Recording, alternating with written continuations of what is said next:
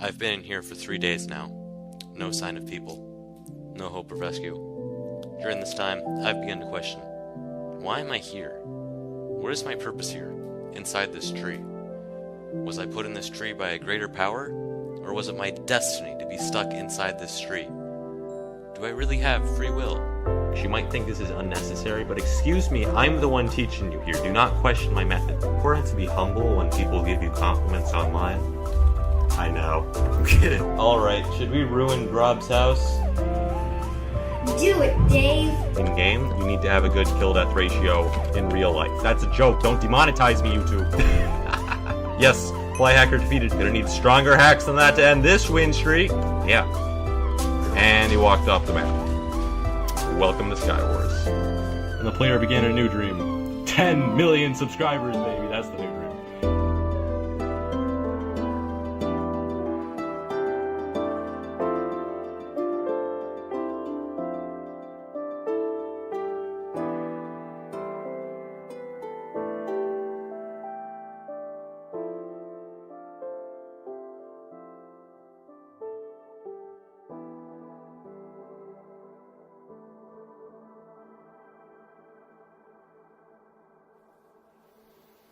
Welcome, everybody, to Technoblade's spectacular 20 million substravaganza. Let me just say, when a bell rings, many people just look at it. Others know it's a call to greatness. For years, one name answered that call louder than any other. Today, it rings not in battle, but in tribute. If you scroll down, if you look under the, like on YouTube, it's got the window, and then it's got the title, and then it says Technoblade. You can see it says 20M subscribers, 20 million subscribers. What a feat. Who doesn't want to celebrate that? But Alex didn't start with 20 million subscribers. It took a lot of grit, analytics, and sarcasm. He started his channel in October of 2013, and few were lucky enough to see those early days. Hello. I'm Technoblade's mom, and I'm here today to talk to you about some of Alex's experiences in his early years, which we figure helped form him into the eventual Minecraft legend he became. So one of the things people have asked me about is Alex's musical experience. Did he play an instrument? And he did. He played the violin. The whole experience turned out to be a big deal for him. When Alex was in elementary school, they asked him to pick an instrument in 4th grade, and he came home and announced he wanted to play the violin. I was flabbergasted. I've played the piano since childhood, but I had no experience with real stringed instruments, and I didn't think I could help him much. Plus, it turns out violin is the second hardest instrument to learn to play. But Alex had made up his mind. He insisted, so that's the instrument he chose. But at first, he did not learn very easily. Somehow, he didn't believe he really had to practice at home, and that the once-a-week group lesson wasn't enough to teach him to make a good sound. His wonderful teacher started a lunchtime tutoring session for the kids falling behind, and when I discovered he was in it and found out he really isn't practicing at all, we changed his routine at home. From then on, it was the requested 15 minutes every day. Alex would watch the timer covertly, but he started really learning. I got some music flashcards, and the first 3 minutes of practice, he agreed to do the flashcards with me, things like treble clef, quarter notes, eventually the notes themselves. But Alex was insistent he could not learn to sight read and didn't want me to teach him to do it. And I agreed not to push him on it. His playing picked up pretty quickly. I learned later that about the flashcards, the reason he agreed to do that was he felt like it got him out of 3 minutes of real practice. Even then, he was a strategist. But I had a secret strategy too. I was slowly and secretly introducing sight reading. Within a couple of weeks, he had moved back into the regular class at the very bottom of the second violin group. And after a couple of months of steady work, he found himself almost accidentally actually reading along the music as he played, playing much better, and actually enjoying it. That's when it turned out he had an unexpected talent for playing violin. And in the next few months, by the end of the year, he was moved to the first violin group. And at the end of the school year, at the concert, he was presented with one of the few awards that they gave, Most Improved. And at that concert, he was presented with this little plaque for Most Improved. This made a big impression on 9-year-old Alex. I congratulated him on his achievement, and he shared he had learned how to get this award. Hard work, I asked, steady practice? No, he said, first do really badly, then do well. That impresses people. That was not the lesson I was hoping for. The only other awards given were to the students who had accumulated the most practice hours during the years. And these were much more elaborate awards. They were nice-looking medals hung on pretty ribbons, and Alex noticed those and liked those. So first he asked me, Mom, can I have private lessons? And I arranged those. Then he asked, hey, those lessons, that time counts toward my practice accumulation, right? I checked and they did. And his initial plan for the next year for all of 5th grade, he was going to nail that award.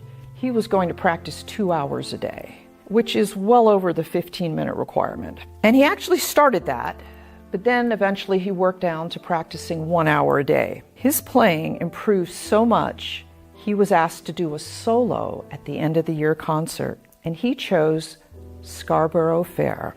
I had some Simon and Garfunkel music combined with the folk song Canticle, and we arranged it so I played the pretty Scarborough Fair melody, and he came in with the haunting descant of Canticle on the violin. It was beautiful.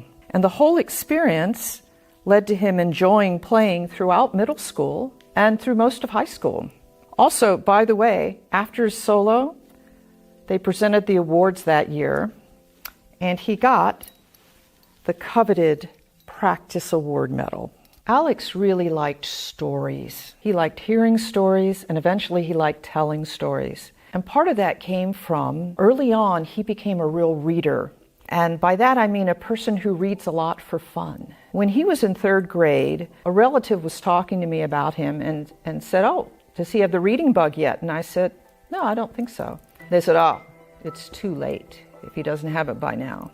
I disagreed. And I went to the local bookstore and found 2 series books I thought he would enjoy. One was Chris DeLacy's Last Dragon Chronicles, which Alex liked and he read, but the other series, John Flanagan's Ranger's Apprentice series, practically became an obsession. This story, set in medieval times, which was a big win, revolves around a kid growing up in a medieval village castle environment. The character Will, who's coincidentally Alex's same age at the time, like many of the boys, really wants to be a knight. He wants to wield a sword, ride battle horses, go to combat.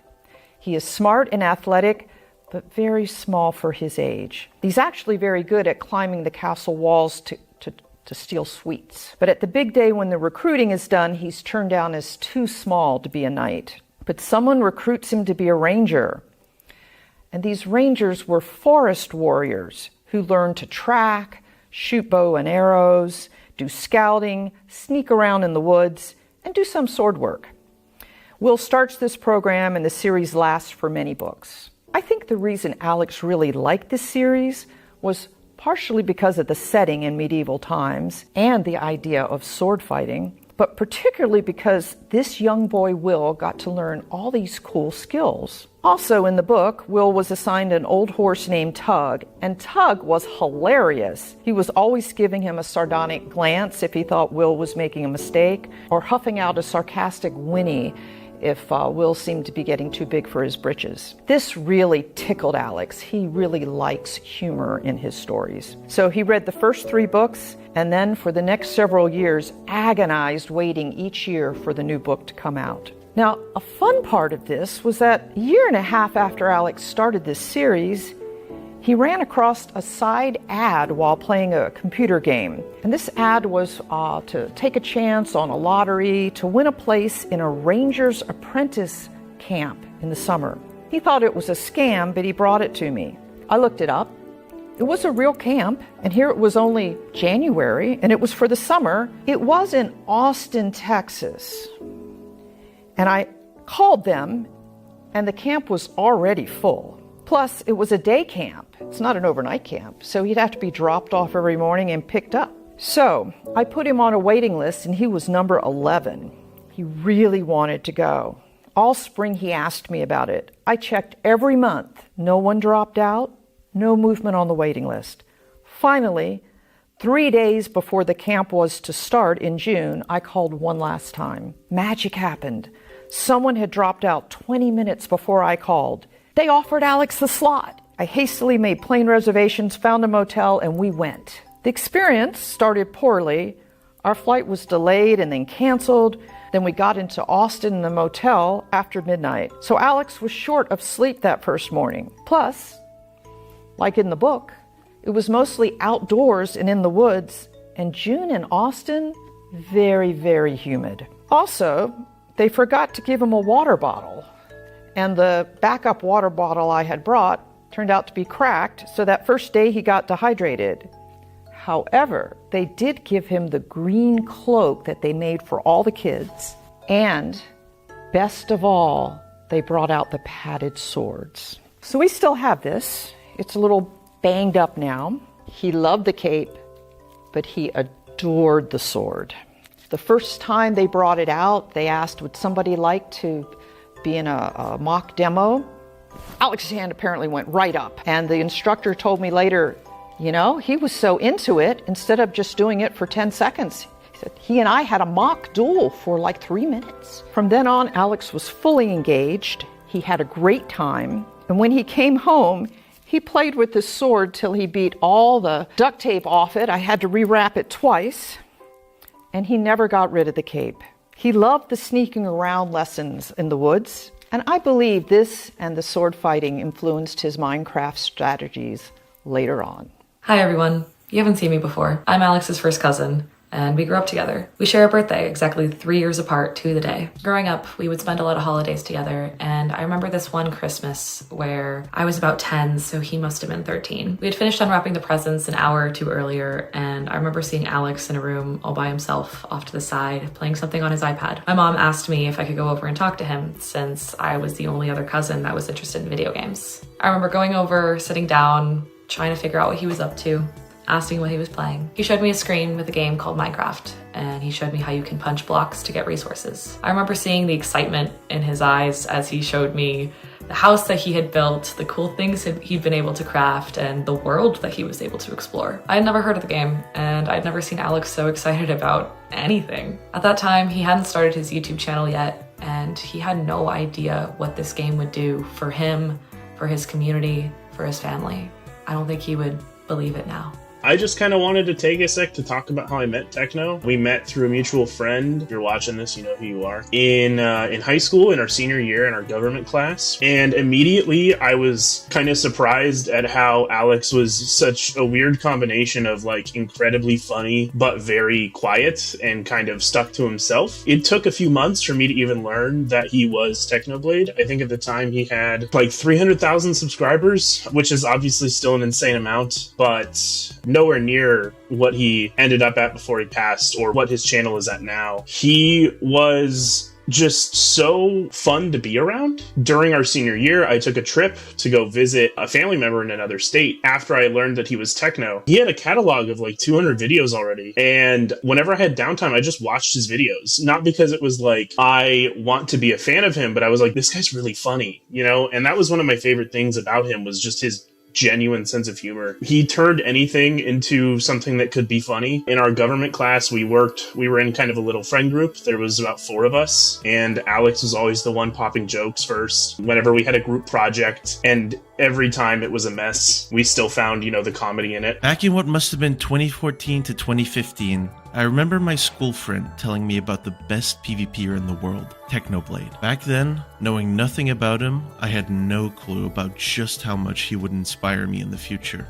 I was never that good at school. I couldn't keep my attention in class, and I had a lot of difficulty figuring out what I wanted to do with the rest of my life, and what I wanted to study after high school. But watching Techno helped me answer that question. I wanted to do what he was doing. I wanted to keep playing Minecraft. But he never stopped inspiring me past that point. I've tried multiple times to adjust myself to the ever-changing YouTube algorithm, and ended up getting burned out. The thing that always gets me out of that headspace is remembering Techno built his entire channel while always staying true to himself. And that helps me a lot. I've stopped trying to twist my content into shapes it's not supposed to be, because I had a strong example of someone who was just unapologetically himself. My favorite Technoblade video has got to be the one where he's talking about dropping out of college to do YouTube full-time. It popped up in my sub box at a very serendipitous time for me, because like him, things were starting to take off. You know, I was making money doing the thing I loved, and hearing him talk about all his stresses, making such a huge decision, taking such a big plunge in his life, it really spoke to me, because he was taking a risk. Granted, it was a very calculated risk, which I think is on brand for him, but a risk nonetheless. Despite not being entirely sure of his decision and his future, he decided to go in head first. Hi, I'm so honored to be part of this video, even though I became really good friends with Technoblade. As many of you may know, I started off as a Technoblade fangirl. A story for another time, but it is definitely a very unique way to become friends with someone, I must say. My favorite memory with Technoblade is, it's such a hard question because he's just such a great guy, but there were times where we would get into call and unintentionally it would be 9 hours later. Like, we sat in call for 9 hours or even longer, and we would just be talking about everything in life. Everything. There was nothing off limits, and it was just such a refreshing and deep conversation every single time we talked. I know to the audience, we had this very fun dynamic of like, oh, he cyberbullies me, and it's a very fun and interesting thing to look back on. I love watching all the videos and compilations that people have made, but truly, like, our friendship and our conversations we'd have off camera were so different and meaningful, and it's a very special memory for me. Everything, all of it, I just look back on it very fondly. After Alex passed, we had the privilege of learning about his community, learning about all of you, your grief, your compassion, and the energy that you have and the ideas about how to make the world a better place. We wanted to scale up the efforts that Alex had led that so many of you had contributed to. To that end, we founded the One of Us Global Foundation. We needed someone with decades of experience in nonprofit leadership. Stacy? One of Us strives to break down social and economic barriers facing young people, like many of you today, and build a global community where all of you are authentically connected and where diversity is celebrated, not feared. We do this through mentorship, training, funding, and building global networks, and we provide tools, resources, and love so that young people can change landscapes and make the world a better place, just the way Technoblade did. What makes One of Us unique is that we not only help provide young people a way to lift up their voices and realize their dreams in their communities, but we do that in our own organization by ensuring young people are the leaders and decision makers, and by ensuring we have a culture where they feel they can bring their creative ideas forward and where they truly belong. For one example of that, our inaugural program, Potato Seeds, was created and fully developed by 2 of our youth leaders, while the more seasoned folks in our organization provided advice and support. I'm deeply inspired by all of our team members, including A's, one of our founding Youth Advisory Committee members. Take it away, A's. I joined the One of Us Global Foundation because I wanted to help create a space of love and wholeness for young people, especially when we're in a world right now that's maybe a little bit more trying. Over the last 2 years, I have felt lucky to be able to help create these amazing projects that are helping empower young people, like the Potato Seeds Initiative and the upcoming podcast, where young people are really being empowered to share their thoughts, their feelings, for us to hear their voices, and for their brilliant ideas on how to change the world and come together. It takes a collective of diverse minds and thinking to create really positive impact. I know everyone skips past the ads on YouTube. I do it too, but hear me out, please. Maybe instead of grabbing that $5 cup of coffee on your way to work tomorrow, you donate those $5 to us. We are ever expanding as a foundation to help more young people and their brilliant ideas. Together, we can change the world. Thank you, A's. The One of Us Global Foundation is funded by grants from Stacy and me and by our annual Festival of Voices, which many of you have contributed to. We do have a small number of paid staff members, but it's mostly a volunteer organization, and no one in my family draws a salary. Stacy works herself to the bone. Okay, well, you do work very hard. Stacy works very hard on the foundation, and she's not drawing a salary, just so you know. Anyway, happy birthday, Alex. Happy birthday. Everyone reveres Technoblade today, but now it can be told he had a hidden dark side as well. I'm here to rip the lid off the idea that Technoblade was wonderful in every way, and to show you the dark, dirty secrets that will change your view of him forever. This is the dark side of Technoblade. When he ran out of toilet paper, he'd get a new roll out of this cabinet. But would he put it in the holder? No. When I told him to close the cabinet door when he was done with it, he would say, "Why? I'm just going to open it again next time I need something." Before the wars of potatoes and the various SMPs, there was Hypixel. Sky Wars, Bed Wars, different kinds of wars. Anyone who joined a lobby with Alex was about to have their streak obliterated. All while he made his dry comments. Sorry to all the tryhards that he upset.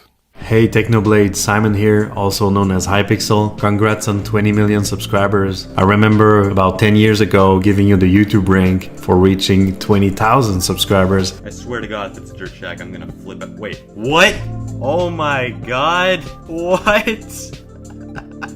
Your reaction was a highlight I'll never forget. You were just getting started back then, but we all knew you were someone that would do great things, and you sure did. Listen up, I'll be honest. This took me way too long to write. I wish I could tell you I have some epic, heartwarming tale about my brother, something that would make you cry and then subscribe out of sheer emotional manipulation. But no, I don't have that. I don't even have a story where I save him from a burning building or something. All I've got are the little things, the experiences, the memories, and me. A random stranger you've never heard about until now. I'll never forget the time when I first found out about Technoblade. This is all the way back when Skywars was in its golden age. I walked into my brother's room and he's laying on the floor watching a Skywars video. And I just hear this guy going around Skywars and he's just telling people frog facts. If you want to get good at frog, you gotta learn more about frog. Did you guys know that some frogs can leap up to 20 times their body length? It was absurd. All the while he's going around dressed as a frog. Like he's got the frog skull on instead of a helmet, and he's just destroying players. Like he's making it look easy. I think my first video I ever saw of him, he was playing Skywars, and he was just talking about, like, I don't know what it was. It was like Greek history, Roman history. I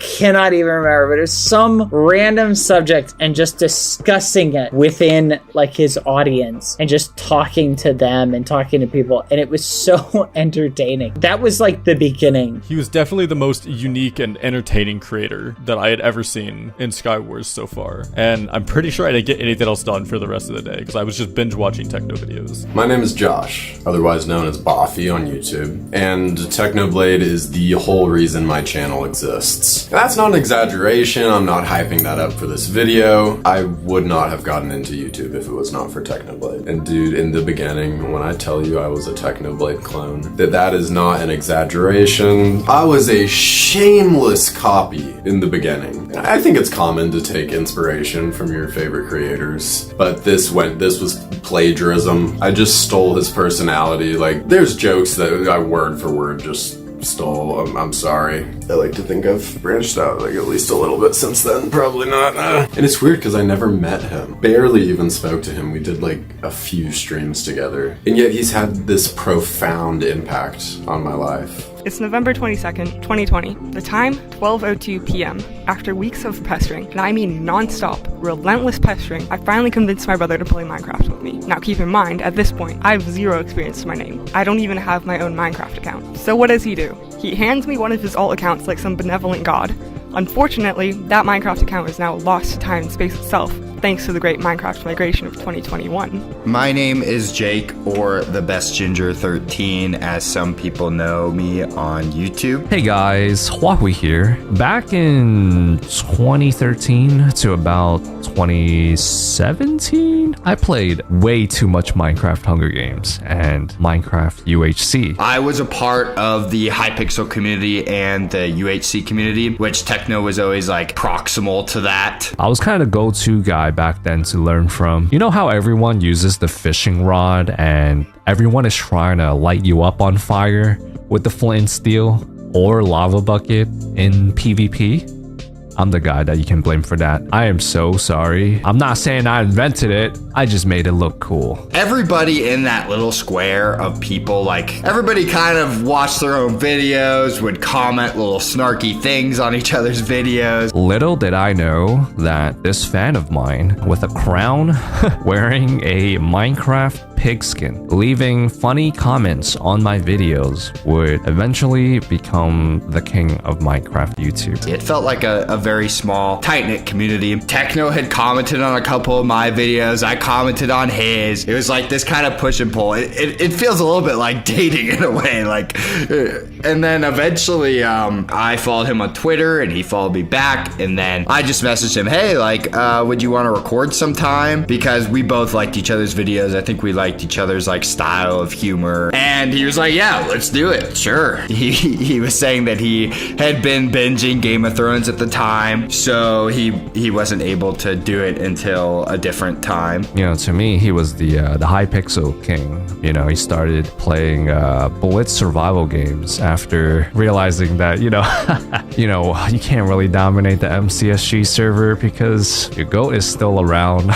I'm joking. We would hop on random Skywars games, and for context, I was like kind of a Skywars noob. Like my main thing was UHC, and I was pretty good at UHC, so like he would school me in any sort of Hypixel game, like even the most random stuff, a weird like racing game or like a random superhero game that they had, not even the main games. He would just school me in it. Me and Techno, we did our own thing. We had our own server that we consistently played on, and we were kind of like rivals. We would talk a lot behind the camera as well, and he was, I want to say, almost exactly the same on camera as off. I mean, he was maybe a little more reserved and quiet. I never knew if he was being serious about anything. He would always have random quips about just random stuff we were talking about. Like, for instance, he went on this super long tirade. There was this YouTuber in our community called Huawei. He would randomly just like disappear, and people would like say that he went to the sun. One day Techno was he just sent me this, like, I don't know, it must have been 10 pages of messages of him just saying that he thought Huawei was a vampire and like referencing all these tweets, like he was like writing an English essay about why Huawei was a vampire, like, because he would always say he was bad at PvP when he had cold hands. There was so much, and it was so hilarious. I don't think we've ever spoken before, but we both knew who we were. We both knew each other through content creation and growing up on this game called Minecraft. At the time, I didn't even know how to respond because I was just laughing my ass off during the whole thing, and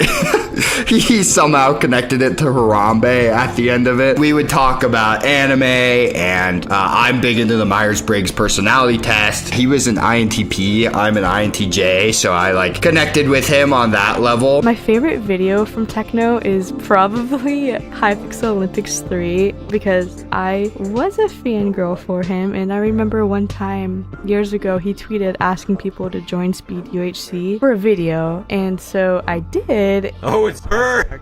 Oh no! Oh no! Hannah. She's here to make sure the Zyper Techno collab finally happens. The only way he knew me at that point was from the fan account I had, so that is why his reaction was what it was. I love looking back on that video. I remember when it came out, actually, my Wi-Fi was down and I had a limited cellular plan, so I used all my data to watch it because I knew that I was going to be in it because he had tweeted that, and I was so excited to watch it. Our recordings together with me, Hannah, and Techno, like they were so fun. We had so much fun doing those, and I felt like me and Techno and Hannah always had like a level of on-camera chemistry. Welcome, guys. We're playing Bed Wars. Ginger's here because he has subs. Hannah's here because she's a girl. Views away. Really well worded. Thanks. I strive for honesty in my commentary. Should I actually cover the bed, or does that not matter? That's like the only thing you're good for. It's pretty rare to really be able to like push yourself to like have comedic moments like naturally like we just would. And you know, I think that's probably more about Techno than me. Like he's just a hilarious guy, and he works off of other people really well. It always made for great content and lots of fun. Like some of the most fun content I've ever made. What's my favourite memory with Technoblade? Well, we've got to go back to 2017 when Bed Wars was all the rage, and I was obsessed with watching his live streams on YouTube. Now, I used to watch for his skills, but also his very dry sense of humour, which you don't really tend to get with Americans. I find it's more of a British thing. He used to go on about stabbing orphans and getting the coins, and that was all that mattered to him. This is the second worst thing that has happened to these orphans in their lives. Some of the Bed Wars challenges we did together was absolutely hilarious. We used to record for hours on camera and off camera, and he was always up for whatever crazy challenge I wanted to do. We hop on Hypixel, play duels for an hour. It's not anything impeccably interesting. The combat is mundane. Punch, stab, repeat. There's only so much you can do when you fight like a baby just out of utero. But you know what? I remember that day. Sometimes when I think of my brother, that's the moment that comes to mind. Because it's the only time I really sat down and did something we both wanted to do. Well, I wanted to do it. He just wanted to win. But hey, at that point, I'd been begging him to play Minecraft for a millennium. The least I could do was indulge in his farming for wins. The way I met and then later became friends with Techno is, I'd say, pretty different than most. I was just a fan of him, and I was watching him stream Bed Wars one day. And what he did in Bed Wars is he would queue into doubles and then just carry a random teammate to win. He would go off and 2v1 people, get their bed, final kill them, and then eventually win the game, carrying a random teammate. And the nice thing about it was like having like this giant big brother behind you, where you entered a game there was sort of no doubts of losing. You was always going to win no matter what you were doing. There was just a great sense of comfort. I was terrified for that live stream, dude. This was my idol. I was on a Skywars team with him all of a sudden. I was like, oh my god, oh, what do I say? Like, I can't. He's gonna find out that I'm just a copy of him. But he was actually really nice to me. That was kind of like a last minute fill for that stream, you know? I was the new kid on the block. They sent me an invite because someone else couldn't make it. And so everyone was kind of toying around with me. But Techno was just like, cool, dude. He tried to get under the surface a little, whereas everyone else on the stream didn't really bother to talk to me because they just had no clue who I was. It was just always like fun to record with him. It was hard to like get him to record because he'd always just be like, I don't really feel like it right now. Like he very much knew himself and knew how he felt at a current time, and he was not like afraid of like upsetting people. Like he didn't care too much about what other people think, which I think was very admirable. At the time, I was on Bed Wars leaderboards. So I'm like, what if I do a $2 donation? Hey, I'm on Bed Wars leaderboard, party me for free wins, and I gave my name. To my surprise, he took me up on it. We played a game, and it went beautifully. I think it's one of the fastest games that I had played. I remember Techno used to stream for like 8+ hours in Bed Wars daily at one point, and he'd be winning every single game. We often used to chat in the Twitter DMs about why you're not asleep. It's literally like 4 a.m. your time. And he was like, yeah, I'm on a new sleep schedule now, one that aligns with my Bed Wars victories. So I remember asking him, I'd just be like, how? How do you do that? How do you stream that many hours and still keep winning? That makes no sense. He used to wait up to be in line with specific time zones that he could really bully the most inferior players on Bed Wars. And he'd answer me and just be like, I don't know, man, it's easy. Like, what?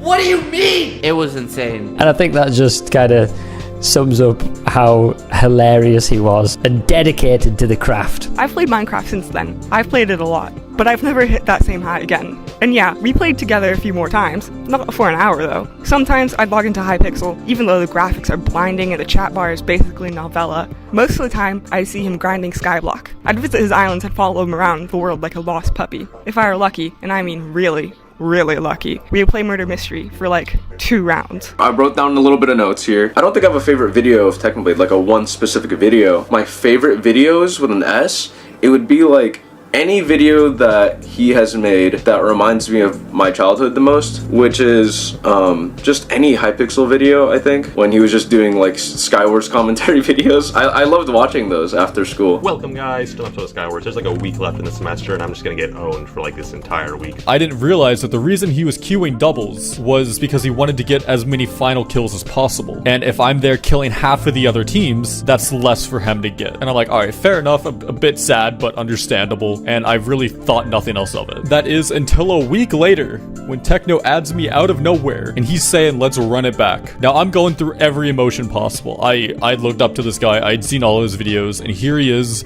wanting me to carry him again. Now, of course, I'm gonna say yes, but I was trying to keep it cool and not come off as like an overexcited fanboy. And I think the one reply that I could muster up was, fine by me, period. Just stone cold, fine by me. And that was it. But from there, it was business as usual. I was trying to like prove that I could be good to his audience and to my audience, prove that I was good at Skywars, but like in the greatest way possible, he would just push me to be my authentic comedic self and not like try too hard. And that made for really amazing recordings. He's a good guy when it comes to just pushing you to not take things so seriously. Like, for instance, we were playing Sky Clash and we were recording, and I was like, I need to win this. I need to prove to everybody that I can be good at Minecraft and stuff in front of Techno's audience and stuff, and in front of my own. And like, he would be like team killing. I'd be going and I'd be like jump in, and then he just block off right in front of me. And it made for hilarious recordings. I think on paper, Techno came across very arrogant, but it was excused because of who he was.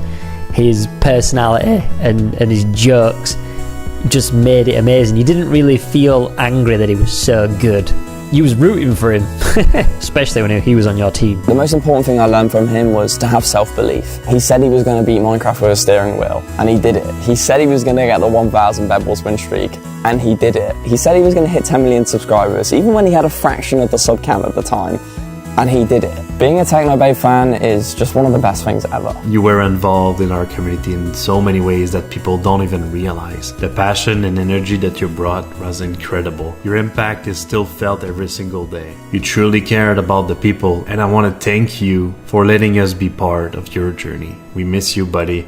We will never let your memory fade. Next up, we'll be hearing from George Not Found. George, I want to thank you for appearing in the Festival of Voices 2 years ago, helping us raise money for the One of Us Foundation and good causes that they're pursuing. You took time out of your day to do that, and I really appreciate that. You didn't get anything out of it. In fact, you came under a lot of fire, unnecessarily so, I felt, for running a soundboard during the pregame lobby chatter. Like you had a buzzer or two. It was kind of just a fun thing, and a lot of people spun it as you were interrupting me during my speech, which you were not. The flack got kind of extreme, which I've always sort of regretted. I'm sorry that happened to you. Anyway, George is here today to tell us some memories of Technoblade. Take it away, George. Thank you, Technodad, for that amazing introduction and reminding me of a very fond memory that I had. Speaking of fond memories, I actually remember the very first time that I met Technoblade, and it was in a Discord call with one of my friends. I actually don't know who that friend was. Maybe this says something about Technoblade, because I have no idea who it was, but I remember that Technoblade was there. So I'm sure he left a great impression on me. And I was getting tired. I was in the UK, so Techno was 8 hours behind me. It was probably super early in the morning for me. And I was getting tired and I wanted to leave. But then right at that moment, my friend decided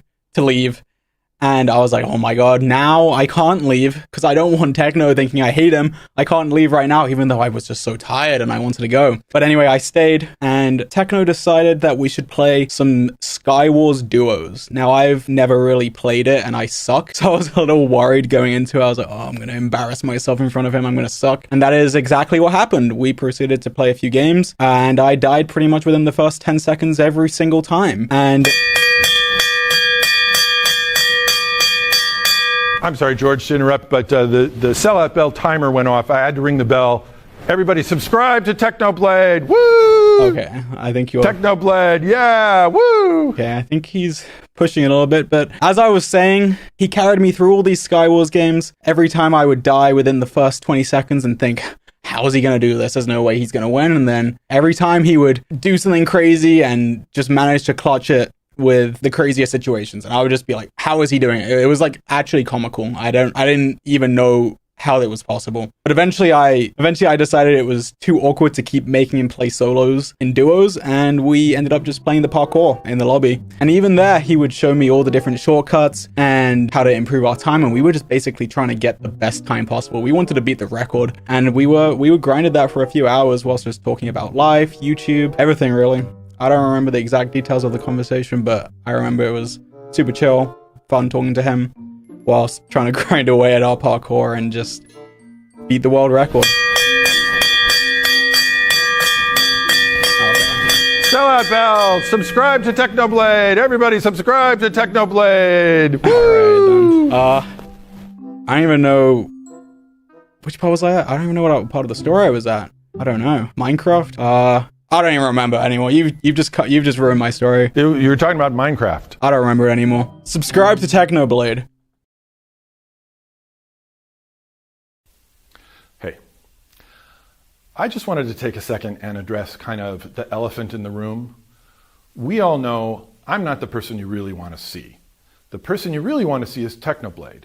And we all wish that Technoblade was the guy making videos on this channel. Nobody wishes that more than I do. I understand, I get it. Unfortunately, we don't have that option. Instead, we got to make do with what is available, which is me. It's kind of like that show, Star Trek Voyager. Did you guys see that? You know, in the first episode, the ship's doctor is killed, and so for the rest of the series, they have to make do with the emergency medical hologram. It's not a real doctor, but it's, you know, what's available. That's me. I am the emergency Technoblade hologram. It's not a real Technoblade, but it's what's available. So the next time you're feeling like you really need some Technoblade, just walk down to sickbay and ask for the emergency Technoblade hologram. And I will appear, and I'll say, please state the nature of the Technoblade emergency. Hey ETH, thanks for showing up. I was wondering, could you explain to the folks at home the significance of the various mythological Greek names that appear in this video? Certainly. I assume you're aware that gaming creators typically operate under a pseudonym. For example, Alex went by Technoblade. Following this, Mr. Technodad uses names from Greek mythology when he wants to talk about his family members. Other than Mr. Technodad and Technoblade's mom, they are Artemis and Apollo, twins in Greek mythology, twin siblings of Technoblade. Demeter is Technoblade's stepmom, that is to say, Mr. Technodad's wife. He's a lucky man. Persephone is Demeter's daughter, Technoblade's stepsister. Athena is Technoblade's cousin. I believe that's all the names that appear in this video. I can't be certain because you're still working on it at this late date, despite the fact that that is medically contraindicated. The Dark Side of Technoblade, Part 2. I had to beg him to eat his vegetables. He ate a lot of steak and potatoes and candy. Where is candy on the food pyramid? Nowhere, that's where. He loved pot pies, but he'd never eat the peas. You'd be left with a plate full of only peas. Then came war, not of swords, knights, or kingdoms, but of potatoes. What started as numbers on a leaderboard slowly became a saga of spreadsheets and sleepless nights. And don't forget the memes. Alex's innovation and grit managed to overthrow the agricultural establishment of an entire server. Sorry, Squid Kid, dance, potato boy, that kind of stuff. I remember during that time, we just didn't really see him. He didn't come out of his room. It's like sometimes you'd hear screaming behind the door, but we didn't see him. The Minecraft server Technoblade used to play on was called Hypixel, and amongst the community, there was no one anything like him. Everyone was inspired by Technoblade. We all looked up to him. A funny memory I always think of is going into a Hypixel lobby and always seeing Techno online with, I think he had one of the Hypixel pets renamed Subscribe, and he would always AFK in these lobbies. And I remember all of the fans would be taking screenshots in the lobby. I was taking screenshots in the lobby whenever I saw him. And I don't know, I think he was always really good. And I thought that was really cool at the time. And I still do. I was never a big Skyblock guy, but let me tell ya, if you were getting me to watch a Skyblock video, oh my god, it is only Technoblade. My favorite Technoblade video ever made. I think it's indisputably the best one ever, entirely because of the joke at the start of the video. I am talking about the Hypixel Skyblock experience. That video is freaking cinema. From the start, you have the cinematic opening, just talking about classic Skyblock, how every resource is precious. I think Skyblock at its core is the ultimate challenge in resource management. And then it hard cuts to on Hypixel Skyblock, going into the hub, and he says the joke, and you log into Windcraft. You spawn on your own island, you cut down a tree, you bridge over to the other island, and then you log into Windcraft. It made me laugh so incredibly much. I think if you haven't watched it and you want to watch a Technoblade video, watch the Hypixel Skyblock experience. Or if you've seen it, and you should just watch it again. I actually watched it again before recording this video. That's how much I love that video. Techno and his content was the reason why I switched from being just a mindless PvP YouTuber to making Hypixel Skyblock videos. I was watching a bunch of his and I was like, dude, this looks so fun and I want to actually storytell in my content. So he is a huge reason why I started making my videos better and was just the biggest inspiration ever. One of my other favorite memories to look back at is in Skyblock when Techno and I were going to build an infinite sugarcane farm. What this means is that we could sit on our island, hold left click, and we will just be able to farm sugarcane with no other input forever. Now the way that we were going to accomplish this is using minecarts. I'm going to go plant all the sugarcane, figure out the path, and Techno is going to work on the minecart track. But this is how Technoblade thinks minecart tracks are built. And this isn't even like a one-off kind of thing. He asked me why it's not working, and I just had to sit there and think that this is the same guy who would later go on to win 3 Minecraft Mondays, beat Dream in a $100,000 duel, and is widely known as the best Minecraft player to ever live. And here he is asking me why his minecart tracks aren't working. Hi, I'm Rambu, or Rambo, as was said a lot on this channel, and I just wanted to say congratulations, Techno, for 20 mil. Techno was one of my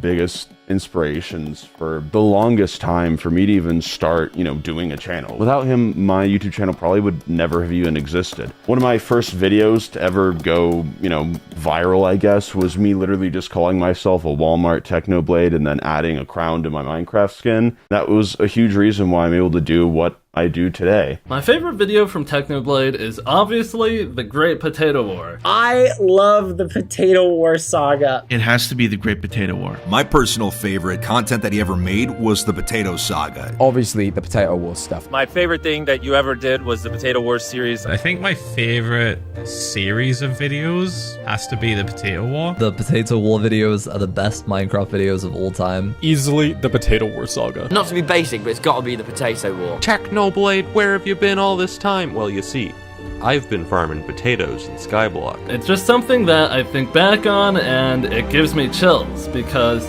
something as simple as putting down potato minions in Skyblock ended up completely changing my life. And if I had chosen any other minion than potato minions, none of it would have ever happened. It's just crazy to think about. I was subscribed to Squid Kid, the villain of the story, since he was at 3 subscribers. Me and my friend found it and we're like, this guy's so funny. And then he appears like a week later as the villain of Technoblade's videos. I still remember when I first saw Techno on my island, he was in my AFK pool, so I rushed over to take a screenshot. No one's gonna believe me if I just go around saying, yeah, Technoblade was on my island. Like, no. I was never really a Hypixel guy, so I didn't really care that much for Skyblock, but it didn't matter. Like, there's something so compelling about having such a random and niche goal and giving so much towards it despite how arguably pointless it is. Eventually he came back from being AFK and he let me know that he had taken rank 1 potato collection from me. Your potato rank 1 spot is now mine. Genuinely shocking. I could not believe it at all. And at first I was genuinely convinced that the admins had boosted his potato collection for him because it was just so unbelievable to me. Like, I genuinely could not believe it, like, at all. It wasn't until I got to watch the Great Potato War video when he uploaded it where I kind of started to realize and understand, like, what kind of stunt he pulled on me. By, like, the first episode, by the end of it, you're so invested yourself in this completely nonsense goal. I watched him not sleep, grind day in, day out. He was so committed. Seeing the behind the scenes of Techno's entire operation, y'all have no idea how dedicated this guy was to farming potatoes. It's pretty scary. And he said this to me, and I remember even at the time being very young thinking, this can't be right. Like, you are a too dedicated man. And what he said was, I've narrowed down Squid Kid to 3 different colleges. I was like, Techno, that's not good, man. And every time we asked him, oh, have you got any, like, what's happening? What's the plan? What's this? He would always, like, keep a lot of it to his chest, but every now and again give us, like, a little bit of information, which I think made it more exciting to see when the videos came out, because he was, like, locked in. Oh my god. We would just ask him, like, hey, do you want to hang out and play TF2? And he'd be like, no, farming potatoes. So we would just sit in a call with them whilst he farmed potatoes. I think still to this day that's some of the most creative content on the entire platform. Farming potatoes on a Minecraft server. If you were to write down the premise on paper and showed it to any other Minecraft YouTuber at the time, they would have laughed at it. He took something as simple as farming potatoes on a Minecraft server and made it so funny and interesting. Just how wild that is, that he can take something as simple as farming potatoes and turning it into this hilarious comedic saga. The only time I've ever had a shred of interest in Skyblock is when Technoblade played. Because, you know what? He's a damn good storyteller. It's good storytelling, and with Techno's personality, it's just, like, absolutely insane. It's incredible. It's just a masterclass in how to hook people into a narrative, and it's so compelling to watch. They would have been like, there's no way you can make a video about farming potatoes entertaining. But Techno's dedication to the bit absolutely sold it in a way I don't think any other creator would have been able to do. The thing that impresses me most about Technoblade was his willingness to commit to a project. It's very easy to look at any given 1,000-hour project on YouTube and see it cut down into 30 minutes or something and not really grasp just how long it took to do that project. I could name off a bunch of examples here. There is the entire potato war. He just said, I'm going to get to the top of the leaderboards in potato farming no matter what. And he just did it. He literally just said, I don't even care. I'm gonna do it. And I just found that very admirable in like a crazy way. I remember being really shocked he was actually spending like 12 hours a day farming potatoes. The amount of hours that he was willing to put into any given project just blows my mind. And I think it's safe to say that Technoblade would have spent way more than 1,000 hours on his efforts in the Great Potato War, because he talks about spending 12-hour days for weeks on end doing what he needed to do in order to win the Great Potato War. He was able to siphon creativity out of the most mundane concepts. In my opinion, that is a generational talent. It was amazing to watch something as simple and mundane as farming potatoes be turned into this fierce rivalry between two insane people with way too much time on their hands. And I think that really highlighted an aspect of Techno, how he was able to take something as silly as farming potatoes and turn it into an amazing and just hilarious story. I like that series the most because even though we weren't necessarily in the trenches fighting the good fight with him for the potato war, we were absolutely on his side and rooting for him. It showed how talented he was at content creation and how in tune he was with this business. I think it really speaks volume about how creative he was. Just the sheer dedication he has to beat Squid Kid at having the most potatoes on Hypixel Skyblock, and the humorous way he tells the story that always keeps me watching until the very end. That moment where he gets the victory is just icing on the cake. That is my favorite. I just loved him for it, man. It was so cool. Congrats on 20 million subscribers, Technoblade. We win these! The Dark Side of Technoblade, Part 3. I got some new silverware and he hated the tablespoons. Why? I love these tablespoons. As Alex's audience grew, so did the stages he played on. Mondays were mayhem in the Techno family, but it was all worth it. Alex would dominate the competition, gracefully, hilariously, and unforgettably. The Minecraft Monday stream that we did together, we just clicked like immediately. I still think about it to this day and I still watch it every now and again. That was the first time we'd properly spoken, and you can see we're kind of like sort of feeling out what's okay, what's not okay, like how much can we joke, and it was just so natural. After like maybe 5 minutes we just clicked, and I remember that being like the most fun I've had probably to this date in like a Minecraft tournament type situation, you know. There's so many things, but yeah, like I said, thankfully a lot of them are recorded and I can just go watch them and kind of relive them again. Oh, what's my favourite memory with Technoblade? You know, we had so many good ones, but I'd probably say those early ones, playing MCC together with the full Sleepy Boys. When he started calling, he finally like acknowledged I was good at Minecraft as well. What did he call it? The dynamic duo. He started like shouting that at me, and I was like, oh my god, like the legend actually likes me. Oh, also just off camera, just a lot of the gaming we did together was really fun. You get to know like him. Oh man, yeah, those first streams was so sick. Yeah, I loved it. Loved it so much. This was back in the day, 2019. You know, we were both on the come up, so to speak, and we were both doing this tournament every Monday called Minecraft Mondays. I had no idea to play the game. I really didn't. I still don't. And the day I found out that me and Alex were going to be teammates for it, I made it very, very clear to him what my situation was. And he says to me, "I need to train you." And so the day of the event, he makes me leave work early. My 9-to-5 job in New York City, I leave, I take off after lunch, and I go back home, and I just sit with him in Hypixel, and he trains me on how to play the game. I had no idea that, like, you know, you had to jump and then swing the sword. Dude may as well have taught me what the sprint button did. That's how, that's how bad I was at the game. And when it came time for the tournament a couple hours later, I still sucked. But we won.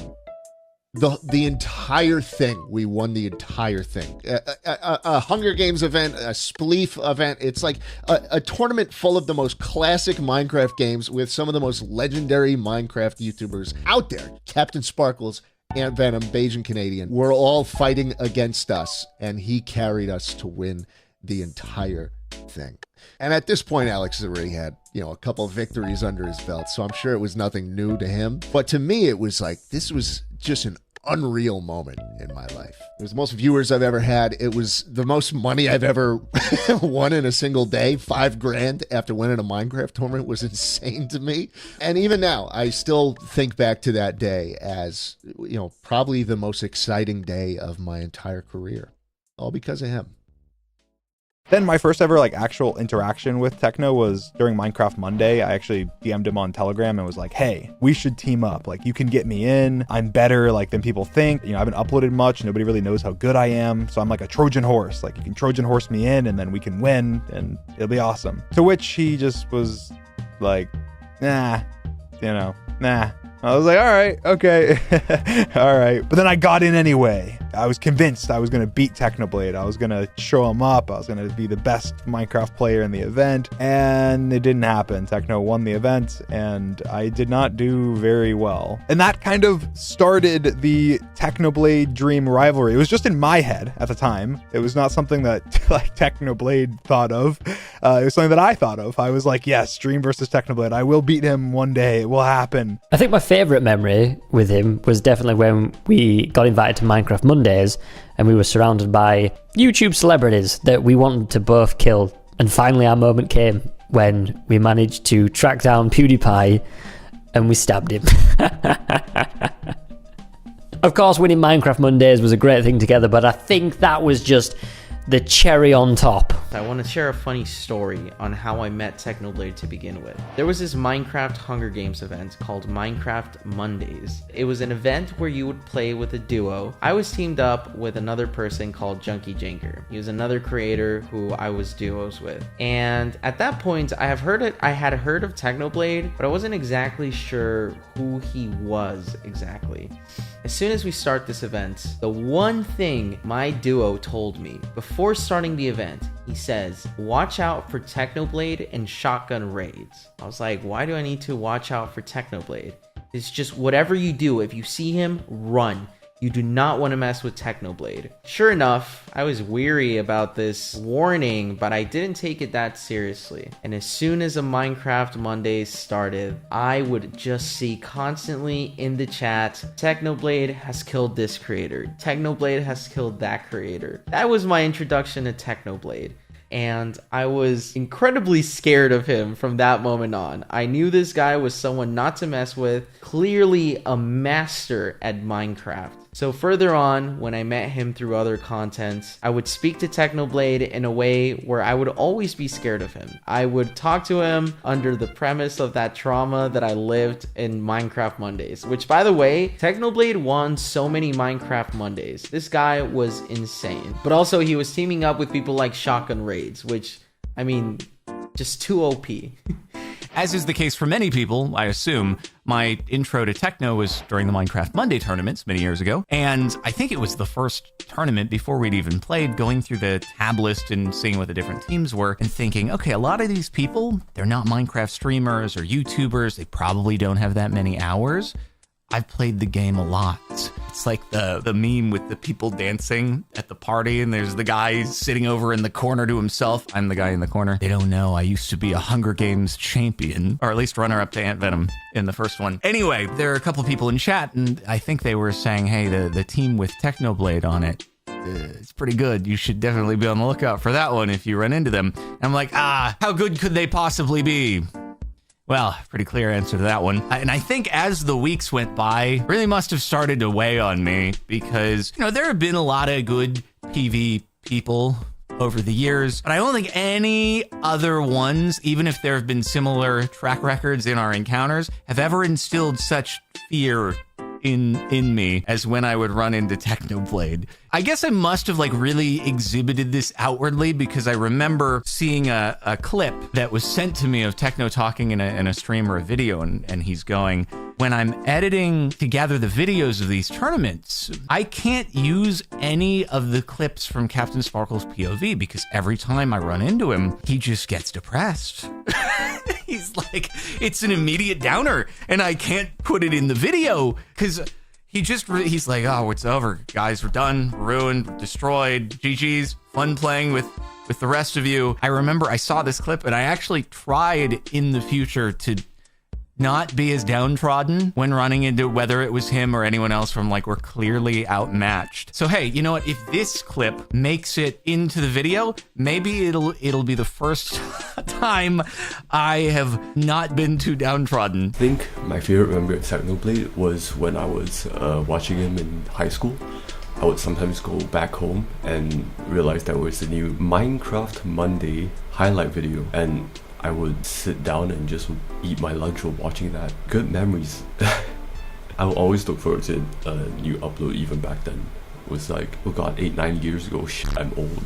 I have a memory from back in 2019 when Technoblade played in a Minecraft tournament called Minecraft Monday. I remember feeling so excited that Technoblade was going to be playing Minecraft with some of the biggest creators like PewDiePie and Ninja. I knew that Technoblade was going to wipe the floor with them. I think what made it so special is it felt like the whole Hypixel community and all of Techno's audience were just rooting for him. When the first Minecraft Monday happened, I was on a camp and I had absolutely no internet. But I remember calling up Tom and just asking him to tell me every single detail. But just hearing about how Technoblade dominated the tournament just brought me so much joy. To see him in a way represent the Hypixel community that me and my friends were all involved in, it was special. It was like following a sports team and then winning the cup final. Everyone was so behind him and together, and it was just special. I don't know how to describe it. My favourite memory with Technoblade, there's many memories to pick from. He left such an impact, especially in the MCC community, and gave us, as the team running it, a lot to do, but for all the good reasons. And I will always remember his attack on Buildmart, because the early games of Buildmart, Alex kind of realised it was something I don't think building was his strong suit, and rather than try and learn to build or figure out like that's okay to be a game that he wasn't going to be the number one at, he decided to like work out the fastest way to do. I still to this day don't even know exactly how he figured it out and what he'd worked out, but he worked out all the potential builds out of every build that's ever been done. He'd worked it out and counted out every single block that was needed and like gave his team stats beforehand of where they were to go and get it. And he managed to metagame the entire game of Buildmart and get set, like I'm pretty sure one of the highest scores we've had, and also changed the way we had to like make Buildmart. We had to like actively go in and make changes to this because he'd fundamentally broken the game in a way we just hadn't assumed anyone would go out of their way to do. And it will always be such a funny moment because for me, Techno has so many of the amazing like PvP moments and fight scenes and just the bits that I think show off his PvP prowess, but that's always such a funny memory to me because it shows off his more mischievous side and the way his brain worked with that stuff. And I think it also really left an impact. I don't think we've really had anyone else like break a game so fundamentally that we had to like change how we structured and spawned the builds in just so that way couldn't be done. We had to basically make multiple versions of every build that it could randomly pick from so that there was no way to guarantee what the build was going to be. And I always just think that him having that mark in a game that he hated so much is always such a like funny moment for me, and I'm glad that we were able to include the tribute to him in MCC, and it's something that I think is important for his viewers and for the MCC community as a whole, because without Techno I don't think MCC would be anywhere near where it is, and I think he just was so passionate about the event and it meant so much to us that he enjoyed what we did as well much as he did, and we were just very grateful that he chose to support us and take part. Hello, ladies and gentlemen. My name is HBomb94, and you actually may know me more specifically as the guy that mentally scarred Technoblade in MCC 7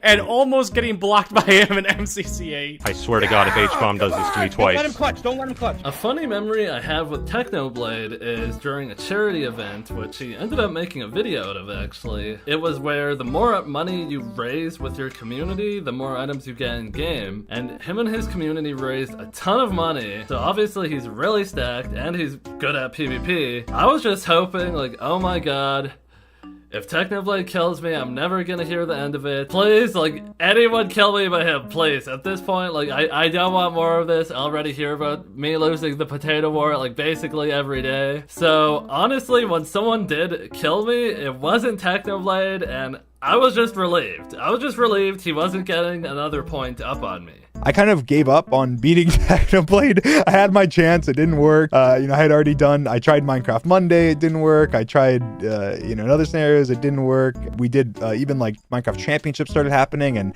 I mean, I did better than him sometimes on the leaderboard, but like it was never like I was really truly like beating him, Start by, why don't I ask you guys how you first met Technoblade?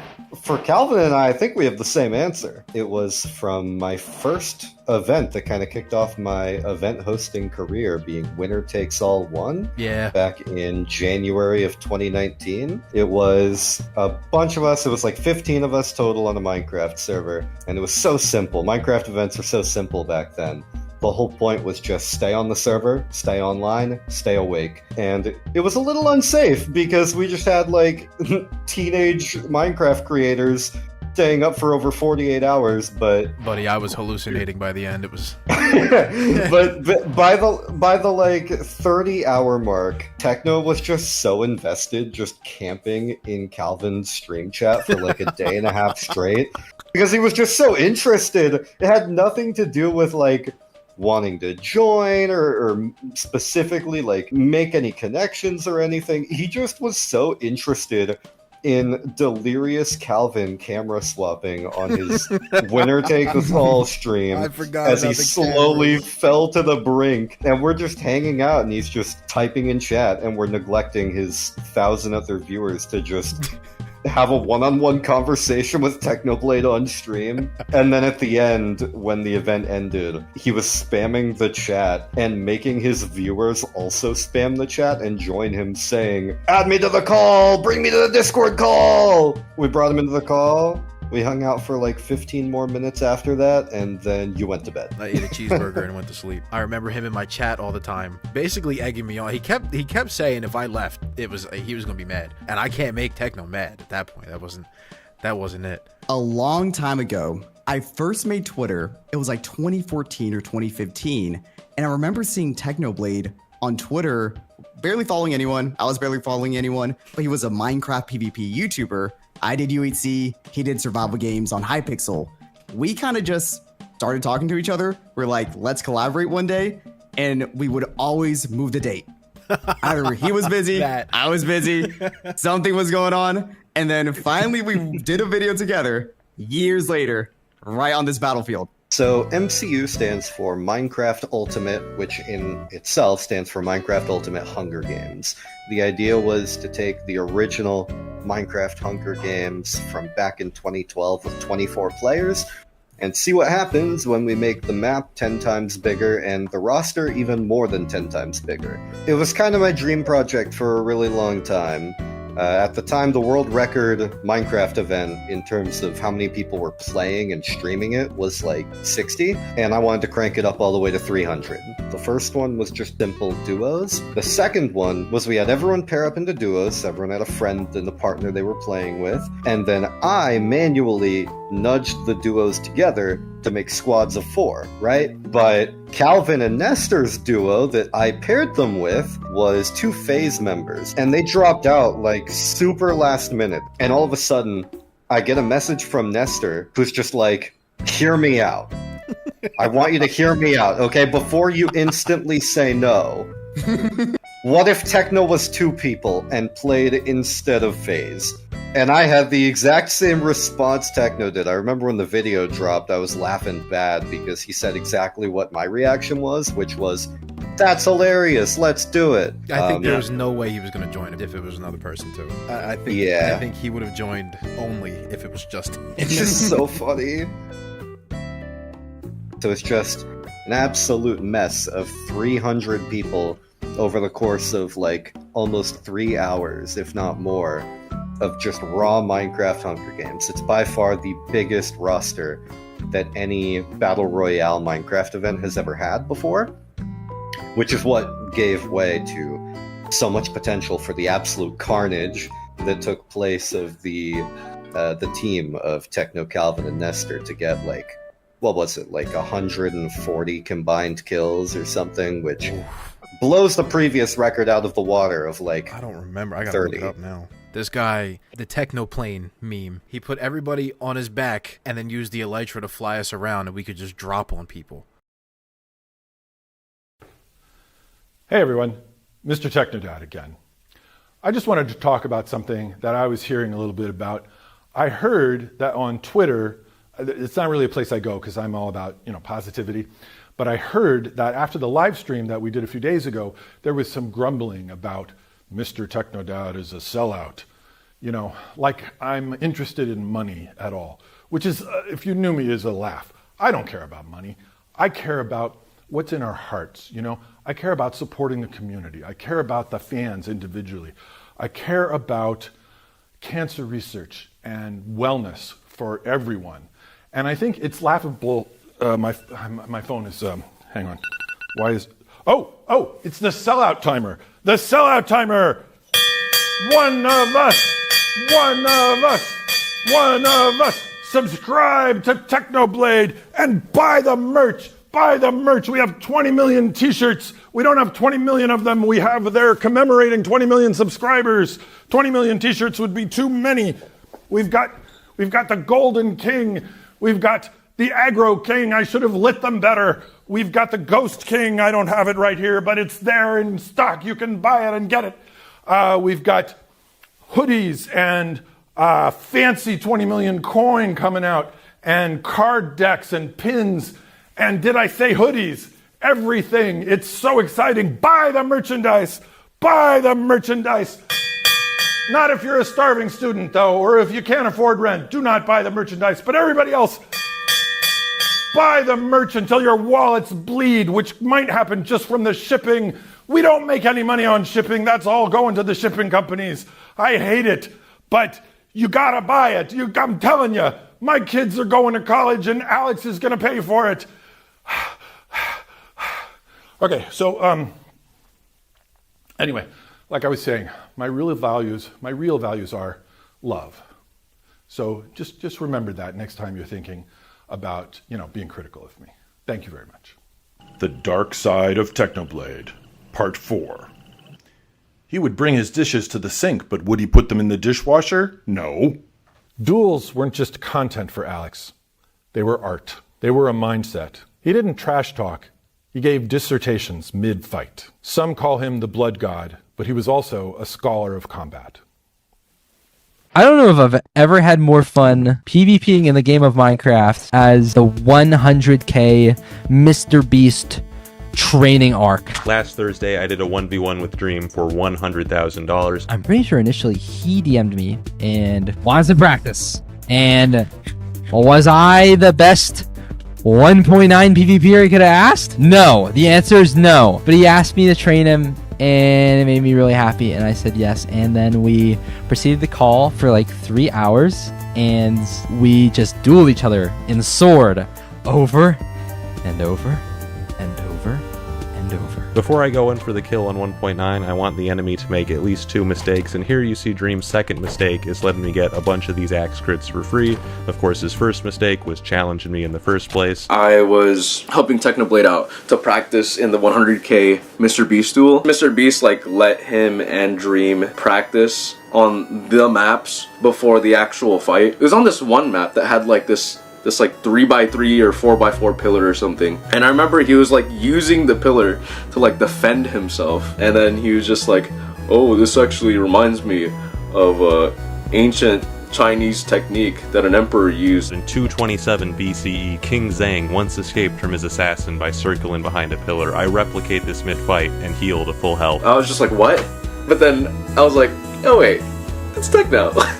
Right, it's Technoblade. I just find it very interesting how Technoblade is literally the same exact person behind the scenes as he is in the videos, and just in live streams and anything. He stands to be one of the most unique individuals I've ever met, and that is only coming through as an online virtual friend. Anytime I ever talked to Technoblade, it was a blast. It was an absolute time, and I literally would not trade it for anything. Oh, I did it. I did it! I did it! Oh my god! Techno!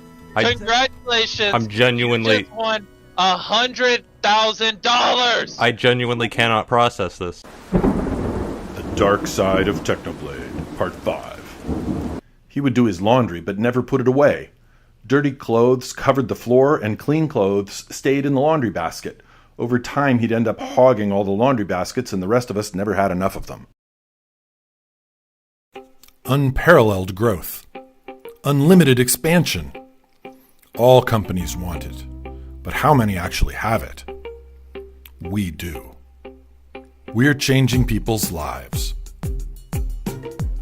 It changed my life in so many ways.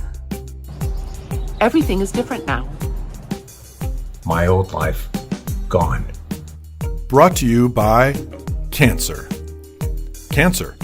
Think outside the cell. Thank you, Cancer. Thank you, Cancer. Thanks, Cancer. Brought to you by Cancer, without which today's broadcast would not be possible. Cancer. Think outside the cell. Then the world expanded. SMP Earth brought territory, tactics, and of course, the Antarctic Empire. Because sometimes the best way to conquer is to start with the coldest, windiest, and most remote continent. The Antarctic Empire was something that Alex would regale me with stories about as it was happening. He was very enthusiastic about that. This is one of my favorite moments that I ever had with Technoblade personally, and it would have occurred right around the beginning of the SMP Earth server. It was me, him, and Philza, and we were on SMP Earth. Hi, my name is Alistair, or Erit online. SMP Earth, I joined in November 2019, which is around the same time I started streaming. I would stream super late nights, chill streams. Usually, it would only be me, and quite often, that only other person would be Techno, and he would be often just grinding to be the most overpowered person he could be, as was his character in the Antarctic Empire. And because it was often just me and him on the server, he invited me over to Antarctica a couple of times, gave me updates on what he was doing and showing the builds, and we would talk in game chat. We had just done this like kind of lore-esque stream, and we were kind of just chilling. I was still live. I was just kind of doing my thing, and he decided to stay and hang out with me and Phil, and he was making me laugh. When I tell you I laughed harder than I have ever laughed in my entire life, I mean that sincerely. I don't think I've ever laughed as hard as I have when I've talked to Technoblade. I was pursuing a, let's just say, a partnership or an alliance with the Antarctic Empire. I don't remember exactly how this played out, but I know that somewhere along the way, instead of asking Technoblade for an alliance, I wound up in an IRL bidding war with SV Yoshi for the alliance spot. We were bidding actual money in order to get this alliance. Because the SMP Earth server had a map where any viewer could just see where everyone was on the map, they would have seen that I was flying near Technoblade's location. Anyone who would have had the map open on like a second monitor would have seen that I was quick on the approach, and not knowing what motivation or intentions I had, they were like, wait a minute, what's he doing? He's flying to Technoblade. We better go check this out. Right around the time my viewership started to go up as a result of this is when the bidding war itself was going on. So here's something that I did. When you subscribe to someone on Twitch, you can do a thing called a Prime subscription where you can subscribe to someone without actually having to pay to subscribe. So what I decided to do is I decided to pool together Technoblade viewers' money in order to fundraise for the alliance spot. I wound up raising like just north of $100 or something, and I wound up winning the bid for my faction to become allied with the Antarctic Empire. So I, for life, am allied with the Antarctic Empire. On SMP Earth, they had this feature where you could claim land by just selecting along the border. And Techno worked out early on in the server that there was not a limit. As long as you made a circle big enough, you could technically claim everything. And he flew a plane around the entire map and claimed the entire world. And that broke a lot of things. T-minus 20 seconds before world domination is complete. I'm refreshing. Yes. Ladies and gentlemen, get on your feet. Antarctic world domination. Antarctic Empire owns the world. It was sometime shortly thereafter, Technoblade wound up finding himself trying to log on to the SMP Earth server, and he had an otherworldly bad connection to the server. I mean, he was lucky if he could walk 10 feet without disconnecting on the server. I wound up being on the server at the time, and not having anything better to do, I decided to fly back to Africa, pick up our boy Technoblade, and fly him home. And that was an adventure all by itself because he kept disconnecting. Because we were flying in planes, we had to fly really close down to terrain so that if he were to fall, he wouldn't fall to his death. It was a really fun time. And those are some of my favorite moments that I ever had with Technoblade. I didn't watch a whole lot of Minecraft content at that point, so I mean I knew who Techno was, but I was never a Techno fan, but I wasn't watching his content, but I had appreciation for who he was and what he did and how he acted with me despite, you know, being a big YouTube person, because a lot of these big YouTube people you meet, they are not the people who they put themselves out in their video, but Techno always was, and always, you know, behind the scenes, even a nicer guy than the edgy's not the right word, but the headstrong character he put on streams. A lot of the content on YouTube I feel was very much, hey guys, blah blah blah blah, like very high energy, and I appreciated that Techno delivered a very dry humor similar to my own that I thoroughly enjoyed. I do believe Techno had made me feel more confident in not having to overdo my personality or try to pretend to be something I'm not when it came to making content. I'd always just enjoyed making content because I got to share who I was with people I enjoyed showing, and Techno seemed to like doing the same and be himself the whole time while doing it. Hey guys, this is Sneak Snag. First of all, huge congrats. Such an accomplishment. While I won't pretend that I was like extremely good friends with him, I had some really special moments with him, and I cherish them even now. Just the times on SMP Earth with Phil, especially, just being delirious late at night, and then I have a clip of him just like falling straight into the ocean, getting into a plane in the game. And it immediately, like the most comedic timing ever, like as he gets in the plane, as he's supposed to like clearly go in the air, just like dips like an anvil. Just magical stuff. He was the funniest person I think I've ever met. Like, his comedic timing was impeccable. He was just so fast, so quick-witted, and it was just an absolute joy to hang out with him in those moments. Another thing from SMP Earth is there was a scavenger hunt right at the end of SMP Earth that was supposed to go on the world download of SMP Earth, but I believe that this world download was made before he finalized the hunt, so no one ever got to see what was actually at the end of that scavenger hunt. But as I was on the server and I knew he'd done it, I went and checked before the server shut down and took a screenshot of what was there, and there was a small chest at his turtle farm in South Africa, and I think inside there was a book, and inside that book said something along the lines of, "You just wasted your time, there's no secret here." The Dark Side of Technoblade, Part 6. He drank a lot of ice water, but he'd never use a coaster. This ruined the finish on the desk I bought him that I spent over $50 on. Welcome guys to another episode of Sky Wars. I promised myself this wouldn't happen, but it only took a couple of days for this dog to become like the entire basis of my emotional stability. Like, I told myself that I was gonna remain like super like calm and collected. Like, I was just like pushing back my hair, like I am so masculine and indifferent about this small animal, and then like walks over and licks my foot, and my brain just goes, "Oh my god, this is the greatest moment of my life!" So yeah, it didn't work out. I mean, how am I supposed to not love this small animal? It licks my foot, okay? Okay, I've become what I feared most, okay? I've become that guy who hates people but likes animals. I promised myself I wouldn't become this, but it happened. I'm sorry, guys. But small animal. I mean, have you met people, in my defense? Like, it's just clearly small animals are just superior to people in every way.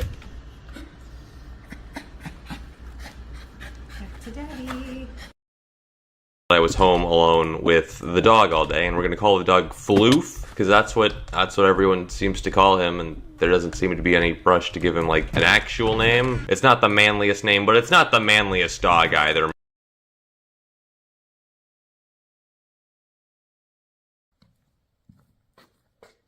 And I'm like, well, clearly if I have to get like, you know, any important things done today, like homework, I have to distract this dog, and the best way to distract him is to tire him out. Now, the thing about Floof is that he is a 4-month-old puppy, so obviously I can tire him out. I mean, come on, how athletic could a 4-month-old puppy be? We're running in circles, I'm running around the house, he's just like, you know, matching me step for step. As it turns out, this 4-month-old puppy is more athletic than Technoblade. I don't know how this happened. I'm not even like that out of shape, okay? This is one athletic puppy, okay? Don't judge me. Leave me alone.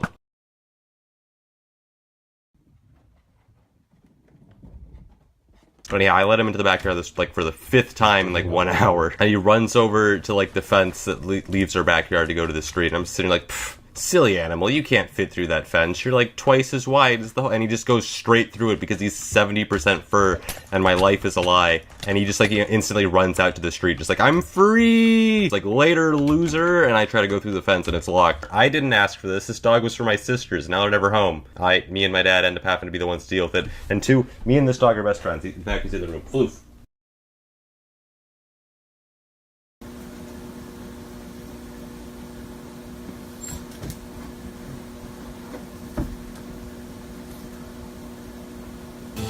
He searched through the deserts. He searched through the forests. He even searched on the...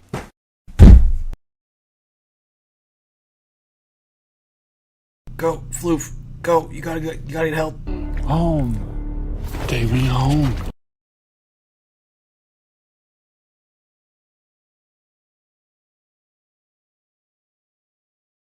Come on.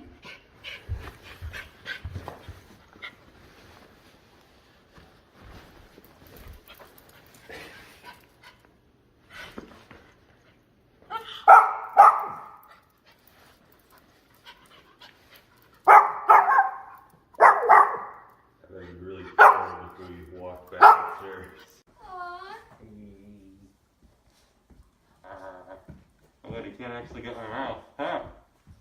Eat it, nerd.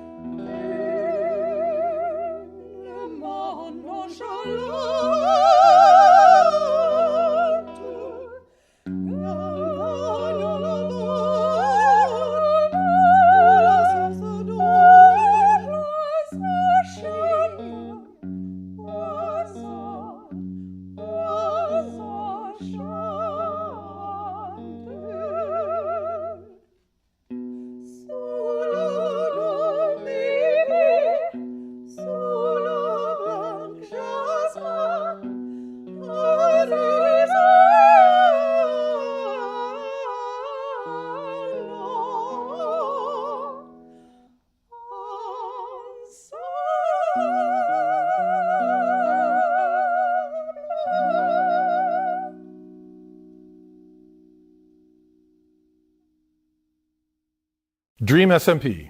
You all know that name well. Origins SMP. You know that name a little less. Anyway, finally, my storyteller son found his stage. Whether a revolutionary with a trident or a pig in exile, Techno wove his own narrative into every pixel. He was the lore.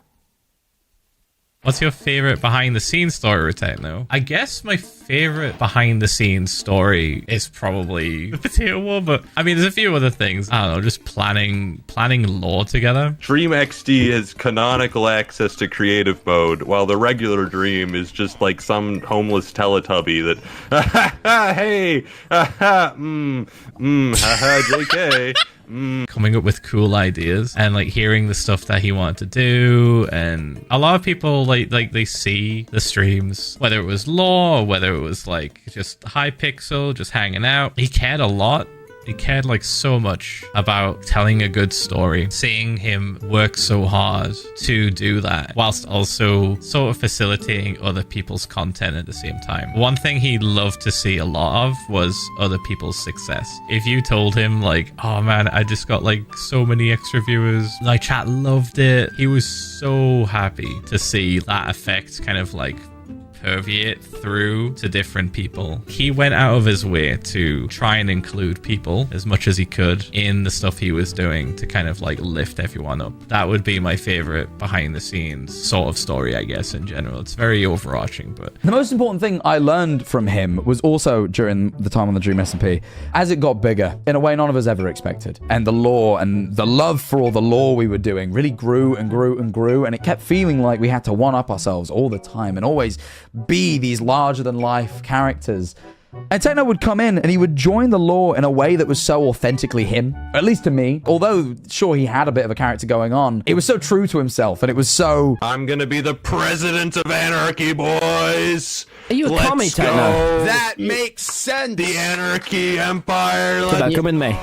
He was just having fun with it all the time in a way where at times I felt this real pressure to sort of try and come up with the best narrative hook and, you know, all this stuff. And he was killing it just through being himself. And it sort of taught me that you're always best being authentic. My favorite memory with Technoblade definitely has to be when we did our Dream SMP lore stream a while back. I think that was so funny, where we basically just ran around and then we went up to Eric, I think, and basically just bullied him into giving us information. Should we just start stabbing, or should we talk to him first? I'll do the talking. All right. Diplomacy, Hey. gentlemen. I'm currently going through the 5 stages of grief, so please be mindful. On that note, where the fuck is my child? I think it was just so silly and different to the other lore streams I'd done on the server before, which were a lot more serious. It was a lot more lighthearted, a lot more fun. All right, well, the important thing is we've got the epic team up of Tubbo and everybody that's murdered Tubbo in the past, so now we can roll out. This is so true. I think that's honestly my favorite memory with the stuff that we've made. Techno joined the Dream SMP, and in Minecraft Championship, we teamed up. And we had an amazing victory in Minecraft Championship together. Dream, please, I will tell everyone on my YouTube channel to subscribe to you. Come on. Thank you, Dream! Thank you, Dream! And then we also did, on the Dream SMP, teamed up and did a lot of, you know, Minecraft lore. So we were able to kind of come full circle and have a whole arc of going from me being a fan to us being rivals to then us being friends. What is my favorite memory of Technoblade? Oh my gosh, I don't even know where to begin. His type of personality made it so every single experience was a great memory in and of itself. He was constantly making other people laugh. I want to leave a smoking crater from which not only will Manberg never recover, but from which no new country can rise in its place. History will forget that a country ever existed in this area.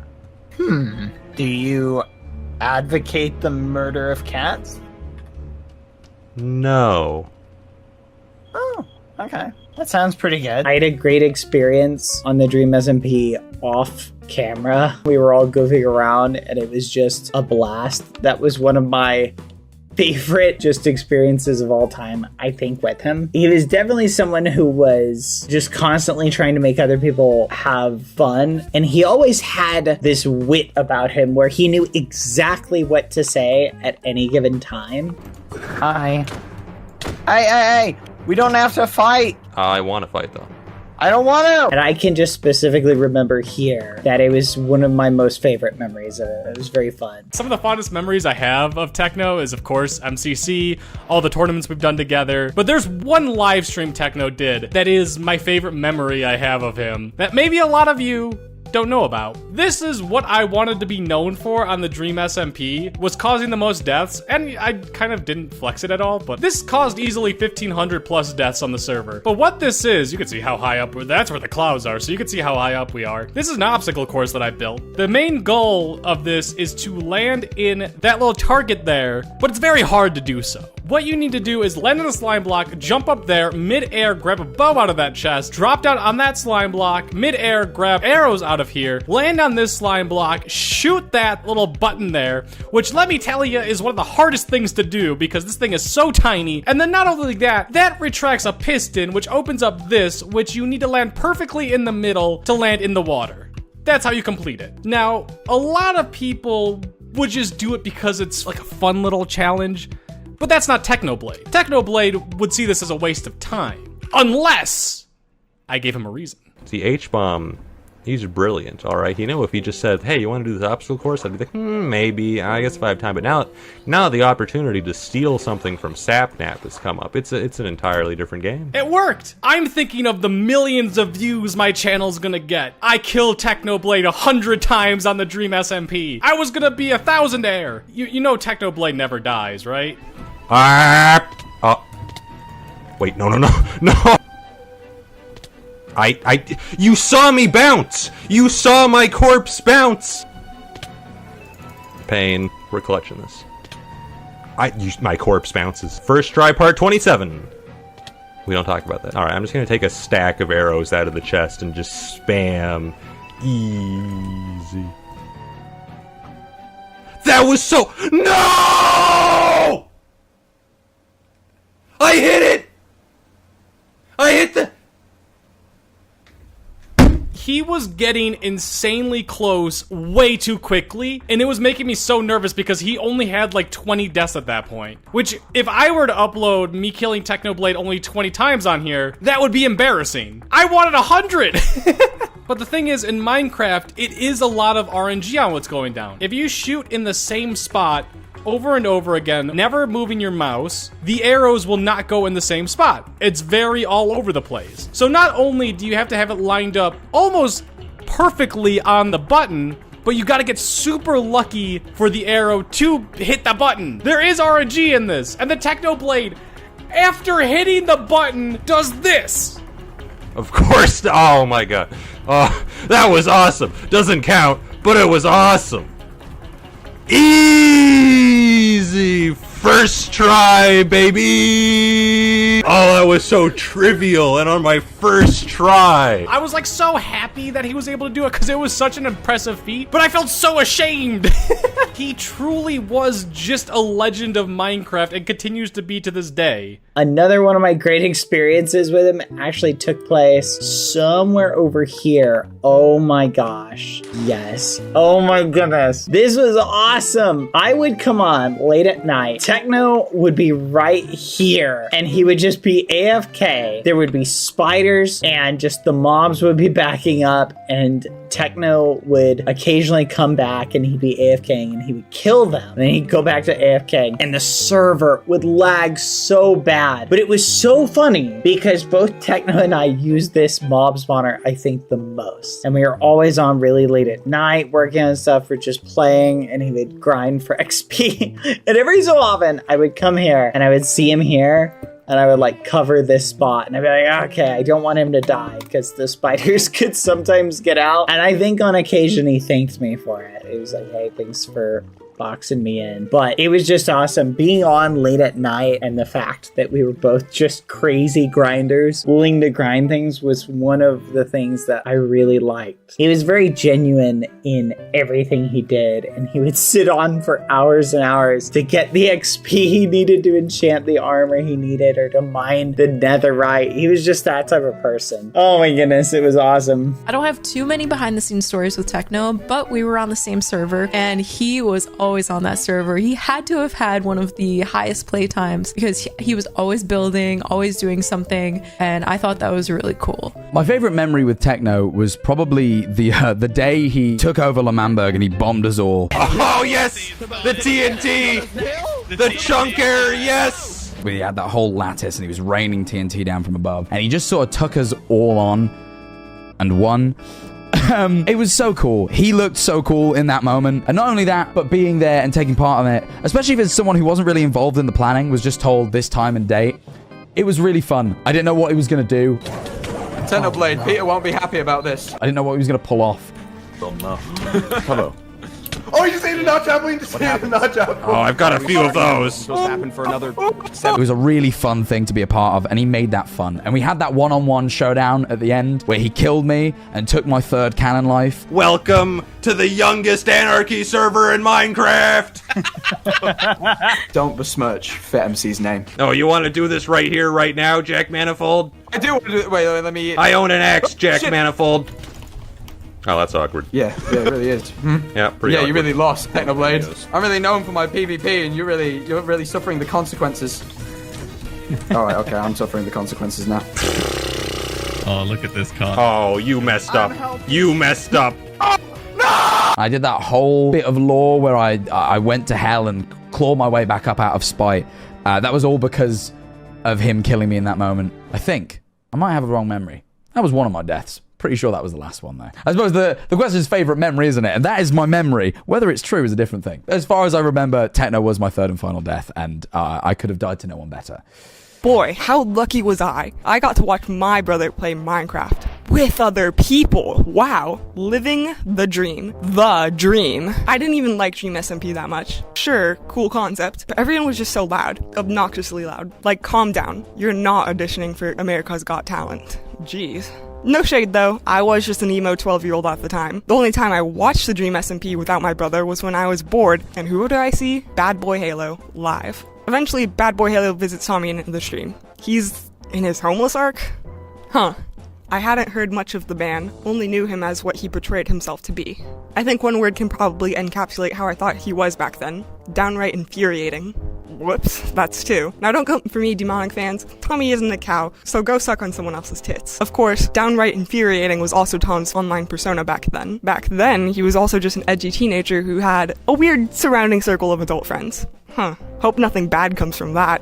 Adults hanging out with minors. I actually hated Tommy in it for the longest time. Sorry, Tom, you're annoying. But I've done some thinking, and I realized why I didn't like him. It's because he got to hang out with my brother, and I didn't. Maybe I am still emo after all. Maybe I'm not. Maybe I'm just jealous. Or maybe I'm the same 12-year-old who wanted to play Minecraft with my brother, but got replaced with British children. It was really lovely to see just how dedicated he was to the Dream SMP. And I think when all of us stopped being as dedicated, he was so committed to the story. And even right till the very end, all the plans he had. And it was really inspiring just how into the sort of craft, for lack of a better word, for the pun, that he was. He's just so into it. And he never changed, man. He was always Technoblade. And I just thought that was so sick. Hello, I'm Anthony, the social lead here at Mojang, and like so many of you, I discovered Technoblade years ago when I started playing. He was a legend not just for his skill, but for the way that he made people feel connected, seen, and part of something so much bigger. For a lot of us here at Mojang, that connection runs incredibly deep. So we wanted to come together today as fans, creators, and the people lucky enough to work on the game Techno loves so much to say thank you, and congratulations on 20 million subscribers. Here are just a few voices from the team sharing how Technoblade inspired us, shaped our journeys, and left a legacy we'll never forget. Losing him sent reverberations through the community, but his memory lives on, and we are so happy that he continues to have a profound impact across Minecraft and our player community. I'm Christina, and I work here at Mojang with a lot of our up-and-coming Minecraft content creators, and something I hear over and over is what a big inspiration you've been. So thanks for kicking off an entire generation of gaming creators. The biggest lesson I learned from Technoblade is that you can bring your authentic self into everything you do. And that big personality actually makes you more successful. Technoblade has inspired a generation of creators, not only in Minecraft, but on the internet as a whole.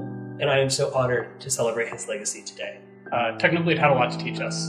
The community, Mojang in general, he taught us how to have self-confidence. He told us how to laugh at arrogance. he told us how to farm 500 million potatoes. So thank you, Technoblade. Whether conquering hardcore mode with nothing but a steering wheel, becoming the undisputed Potato King in Hypixel Skyblock, or leading his team to victory twice in the Nox Crew Minecraft Championship, Technoblade's competitive spirit was both fierce and infectious.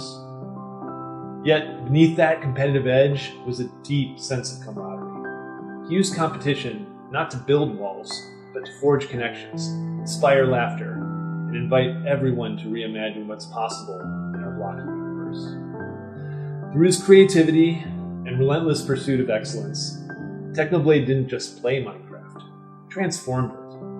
Thank you, Technoblade. You're deeply missed, and your legacy continues to inspire us all. Techno, you made every potato farm and PvP battle unforgettable. Thank you for the memories. Technoblade never does!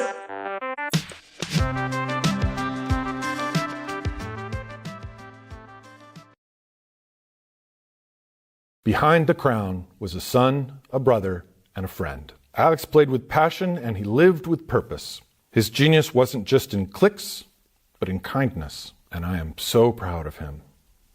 And even when the game paused, his impact didn't. Courage, laughter, community, resilience. His voice, literally and figuratively, continues to echo far beyond his last upload. Technoblade never dies, because we remember him on our screens, in our servers, and in our hearts. Congratulations on 20 million, son. You will always be my boy. Nobody deserves this more than you. My name is Stacy, and I was Alex's stepmom. When I first entered the picture, Alex was a very introverted, recent high school grad. And I play very different kinds of video games than Alex did. Think New York Times spelling bee, matching games, you get the picture. Not super conducive to building a really deep relationship right off the bat. For a long time, I would say, "Hi, Alex, how are you doing? Having a good day?" And he would literally bow to me. That was it. But over time, I clearly became just part of the family, and he became used to me. That meant I was privy to all sorts of wonderful things, like his stomping around the house at 3 a.m, muttering his lines, practicing them all the time, or slamming the microwave door at any hour of the morning when he was making his cheesy baked potatoes, or leaving his dishes on top of the dishwasher and letting me put them in the dishwasher, or cleaning up his Uber Eats remains. All good stuff. I was really happy, though, when Technodad invited him to join us to watch a show, The Queen's Gambit, all about chess, something that Alex had mastered at a young age. It was just a wonderful opportunity to be able to have a regular time to spend together, a shared experience, a chance just to be together. And it gave me a chance also to learn more about Alex. But my favorite story was our wedding, which happened right here in this studio in the middle of the COVID pandemic. Technodad had asked Alex to be our best man. And as such, it fell to him to deliver the very first toast at our very small reception. Technodad had told me he was very nervous and had been thinking a lot about what to say. So I was incredibly curious about what he would do or say that evening. When he first started, super a la Technoblade, he said, "When Dad asked me to be best man, I thought, wait, isn't that nepotism?" You can imagine everyone laughed. But then he waited a minute and he said, "But seriously, I have never seen my dad as happy as he is with Stacy, and I'm grateful. Welcome to the family, Stacy. Congratulations, both of you." I can't even say how much it meant to me. It made me feel seen, accepted, and loved. Thank you, Alex. You know, it's funny. Every day after school, I'd see my brother coming down the stairs in passing. Every single time, without fail, he'd call me a nerd. On brand, right? Well, I'd call him a nerd back. Sibling love, am I right? I remember one moment in particular. We were on really late at night, just hanging out, and we hop into a voice call, him and a couple other people, and we're just chatting. And I remember him talking about his family. It wasn't like something we talked about a lot, but it was something that he brought up in this call that I was there with him, with the people we were chatting. And I could tell in just the little bit of a conversation that he had and the little bit of the stuff he said, he really loved and cared about his family. And that was something that like stood out to me in that moment, that he just brought it up and started chatting and being like, hey, I won't go into the specifics, but it really showed to me that he loved his family and he cared about them. And that was very admirable. But not just admirable, it showed that he was just like, he was just a regular guy. He was a regular guy in spite of all of the talent that he had. And I don't know, I just really love that. Something that I haven't talked too much about online is the fact that Techno and I actually became friends when we were both high schoolers. So I knew him for so many years, and I am so grateful to have known him because he was truly one of a kind. Like, just the funniest, most caring, and most giving, and like, he was full of good advice, and he was always so willing to help with anything that I needed. Like, especially like I would message him about something with YouTube, and he knew everything. I don't even understand. He really knew everything. He was so smart and just such a good friend. I just want to say thank you to everyone who continues to watch Techno's videos and continues to support him, because his channel was his pride and joy, and he made that clear, you know, even when he had 100,000 subscribers, he always knew that he was going to make it because he put so much into this. This was his everything. And I just appreciate all the people who are still trying their best to keep his legacy alive. You know, whenever I hear about people's favorite Techno moment, it'll usually entail one of his great escapades, such as taking down the government or plotting to overtake a college kid and farming potatoes in a virtual world, which chain reacted into a world war lasting months, if not a year. Or maybe it's one of his great Bed Wars win streaks. But looking back, the moments that have been the craziest for me have just been the random nerd references that just whiplash out of nowhere. For example, one day I just finished up school, coming home exhausted by myriad amounts of assignments due the following day. Now I recall it being a literature review, as something I absolutely hated. Now I had to read a ton of literary pieces, then write some essays about their social implications in the Romantic period. And of course, instead of doing that work, as any self-respecting techno fan would, I decided to put up one of his videos to procrastinate a little bit. And admittedly, I had completely forgotten about the assignment, which definitely isn't good. But hey, I was enjoying my favorite YouTuber. What do I care? That is until, you know, moments later, I was just enjoying my downtime, neglecting my responsibilities, when all of a sudden, I hear a haunting line coming from my very east of stress. I once met a traveler from an antique land. I recognized it immediately. That is Ozymandias by Percy frickin' Shelley. Now, Techno legit was just reciting one of the poems that I had to review and write an essay for class. How did he know? Never before have I been so jump scared by a video. Techno had unintentionally reminded me to do my homework. All because he had happened to also be a nerd that once upon a time took, you know, English literature classes, as he was majoring in that. And, yeah, because of that, I ended up remembering the assignment and got an A for it. I don't know if there's any psychological correlations, but afterwards I did go on to essentially minor in English literature because of that. But to this day, I still think about that moment. And I think about the countless other moments where I've heard him make references in his videos. For example, one time he references Game of Thrones by saying, "The night is long and full of terror," if anybody else gets that reference. But somehow, the mad lad had hijacked my moment of peace, and to this day, I am traumatized for it. Obviously in a good way, but how did he know? And I guess we'll never know, but hey, I do owe my thanks for that A, so thank you very much, Technoblade. And yeah. I'll never forget the day he uploaded it, because I was just chilling on my Skyblock island when all of a sudden a bunch of people started visiting me, coming to my island and sending me friend requests and talking to me, and they're telling me that I was in Technoblade's newest video called The Great Potato War. I left a comment on it and no one really saw it because, I mean, there's just a bunch of people commenting on his new video, and Techno was nice enough to message me telling me to leave a new comment so he could also find it, and he pinned it for me, which was really nice, and it drove a lot of traffic to my channel. That was just the first kind thing he did for me, because in the second Potato War video, he kind of told everyone to stop being so mean to me, because I guess some people didn't understand that even though we were rivals for the potato collection leaderboard, we didn't actually hate each other. So he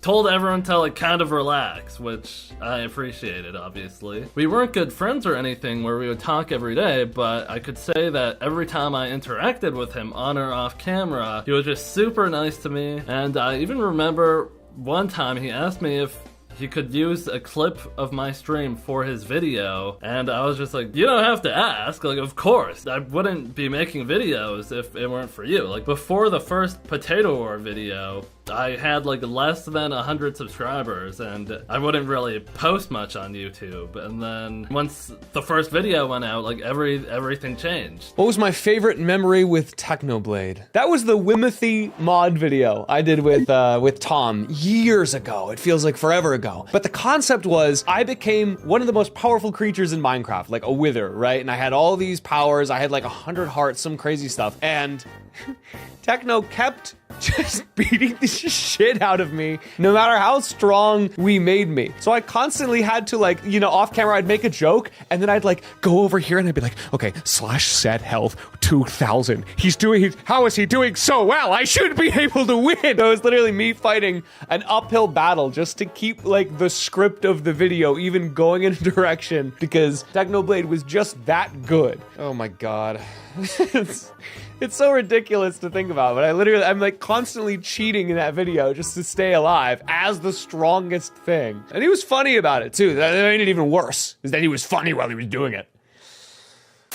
Alright, well, my chat's saying you're pretty trustworthy and that we should be friends, so... Really? Yep, that's what they're all saying.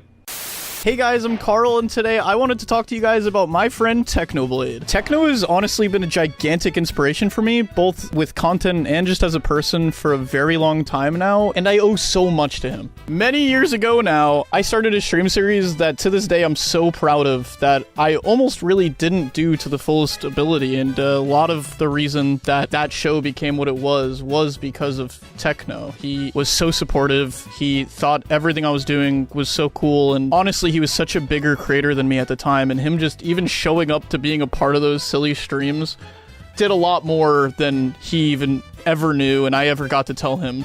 And I'm so proud of him for hitting 20 million subscribers. That is the coolest thing on the planet. I don't think anybody deserves it more than him. I think he's the coolest Minecraft YouTuber that's ever existed.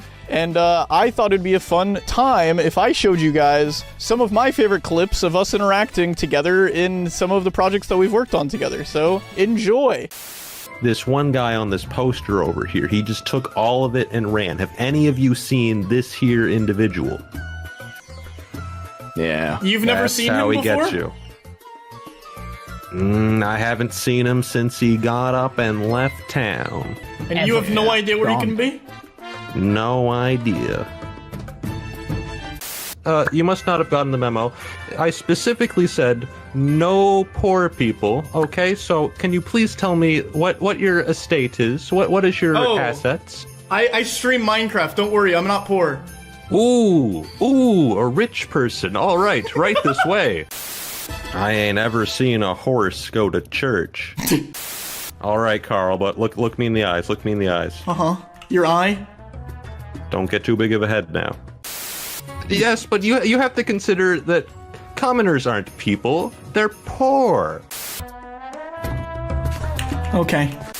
I just praise Jesus and I'm not even a Christian. That's how happy I am. Can you in this show us world, around? there's only two sorry. kinds of folks, the bad and the worse. That sounded cool. If you're watching this, I just wanted to say thanks for supporting my friend. It means a lot to me. I wouldn't be where I am today without Techno, and I think I could say the same about a lot of people that I know. And even though he's not physically here with us right now, Technoblade never dies. He is always going to be a part of everything that I do, whether it be literally in the background of a comic or an animation I make, or just the spirit of him, the spirit of his wittiness, his comedy, his passion, his friendships, all of the above. It combines to make a great man. Techno, I love you. And it really means a lot to be able to be a part of something like this, so thanks Techno Dad for having me, and thanks guys for listening. I feel a strange urge to plug my social media.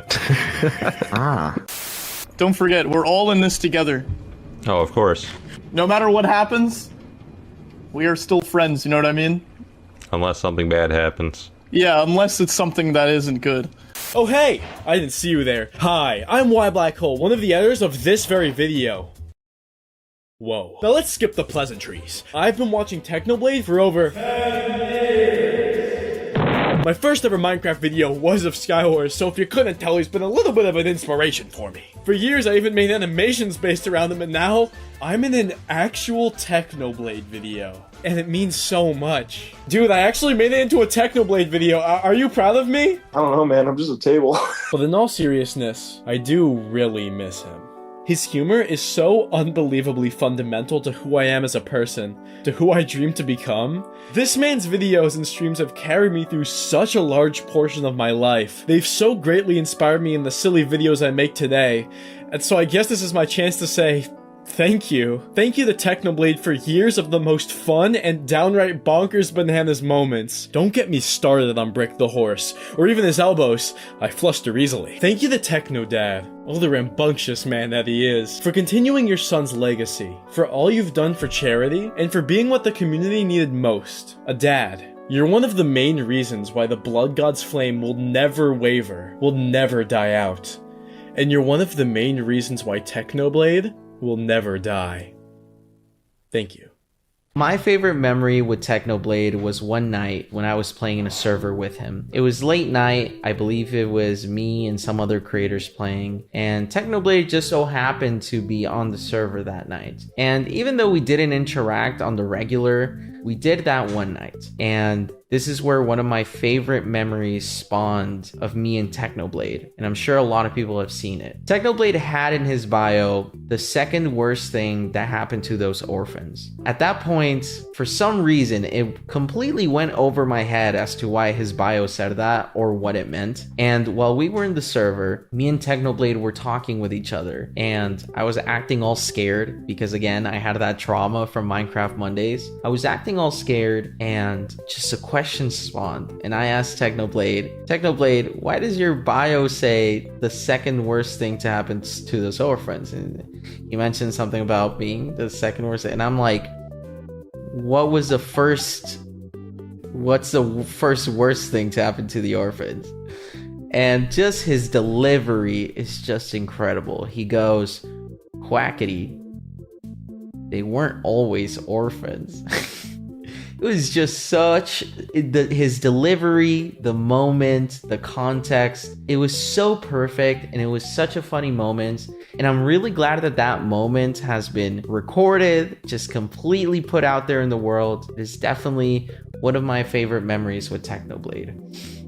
Behind the scenes and on camera, he was always so incredibly kind. He was definitely intimidating to me at first because I didn't really know how to talk to anyone back then. But I remember our bonding streams that we did for our little Minecraft characters very, very fondly. And I was able to grow closer to him through that. He was someone who really kind of understood me in a way that not a lot of people did at the time. Although we sadly rarely talked personally in a way, the few times that we did, he really encouraged me in times that I really needed it the most. He continues to be why I'm able to do what I do, and for that I'm always going to be grateful to him. I remember one of my fondest memories with him was actually, I believe, the last stream he ever did. He reached out to me, asked if I just wanted to play Hypixel, and thankfully I said yes. It was just Hypixel, where both of us kind of started out, and it was some of the most fun that I had, and I'll forever cherish that stream. Hey guys, Antfetum here. In March of 2022, I was in a 100-player Hunger Games competition that I believe Tommy Innit hosted. Let's just say it was absolutely no surprise that Technoblade wound up absolutely stomping on us, and I had the privilege of being slain by the Blade himself. That wasn't the first time that I got slayed by him.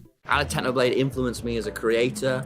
Well, in the early days, just showing you could be yourself that much was so sick. You didn't have to give a toss about anything. And then later down the line, yeah, he was just himself, man, till the very end. And I just loved that. It was so inspiring. And even when you think, mate, don't spend a year of your life farming potatoes, he did it because that's what he wanted to do. And I think that was it was ridiculous, but it was awesome, man. Yeah, he was really awesome. He had a lot of influence on me and who I've worn my whole life, really. He's a legend. What's the most important thing you learned from him? I guess not to give a shit in like the most wholesome way possible, if that makes sense.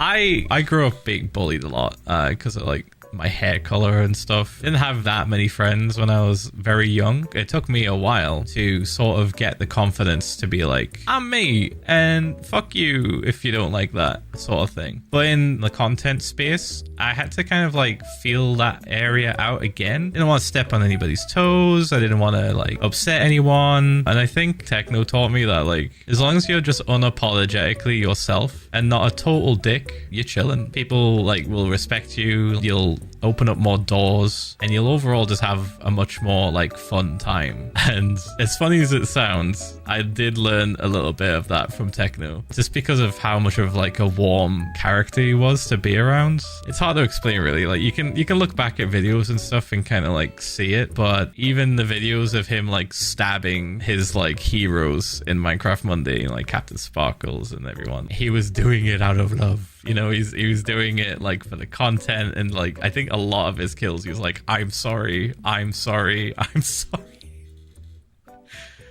Yeah, I learned a little bit of how to navigate that space a bit better because of him, because I was still very new to all the attention, especially in 2019. That was crazy. Something he definitely taught me is that there is no length too far to go in pursuit of a YouTube video. The amount of hours that he spent doing like things that I wouldn't personally ever, and the lengths he'd go to just for a video was insane. And I reckon that's something I definitely learned, is that there is no length too far. There is no too much amount of time that you can put in to a single video. I gotta say, he told me to go all out with the things that I do, and I think his effort and energy that he put into the lore, into just everything he did, really inspired me. He threw 110% into everything he built, everything he did, all of the content he did with people when he was fighting and PvPing. He went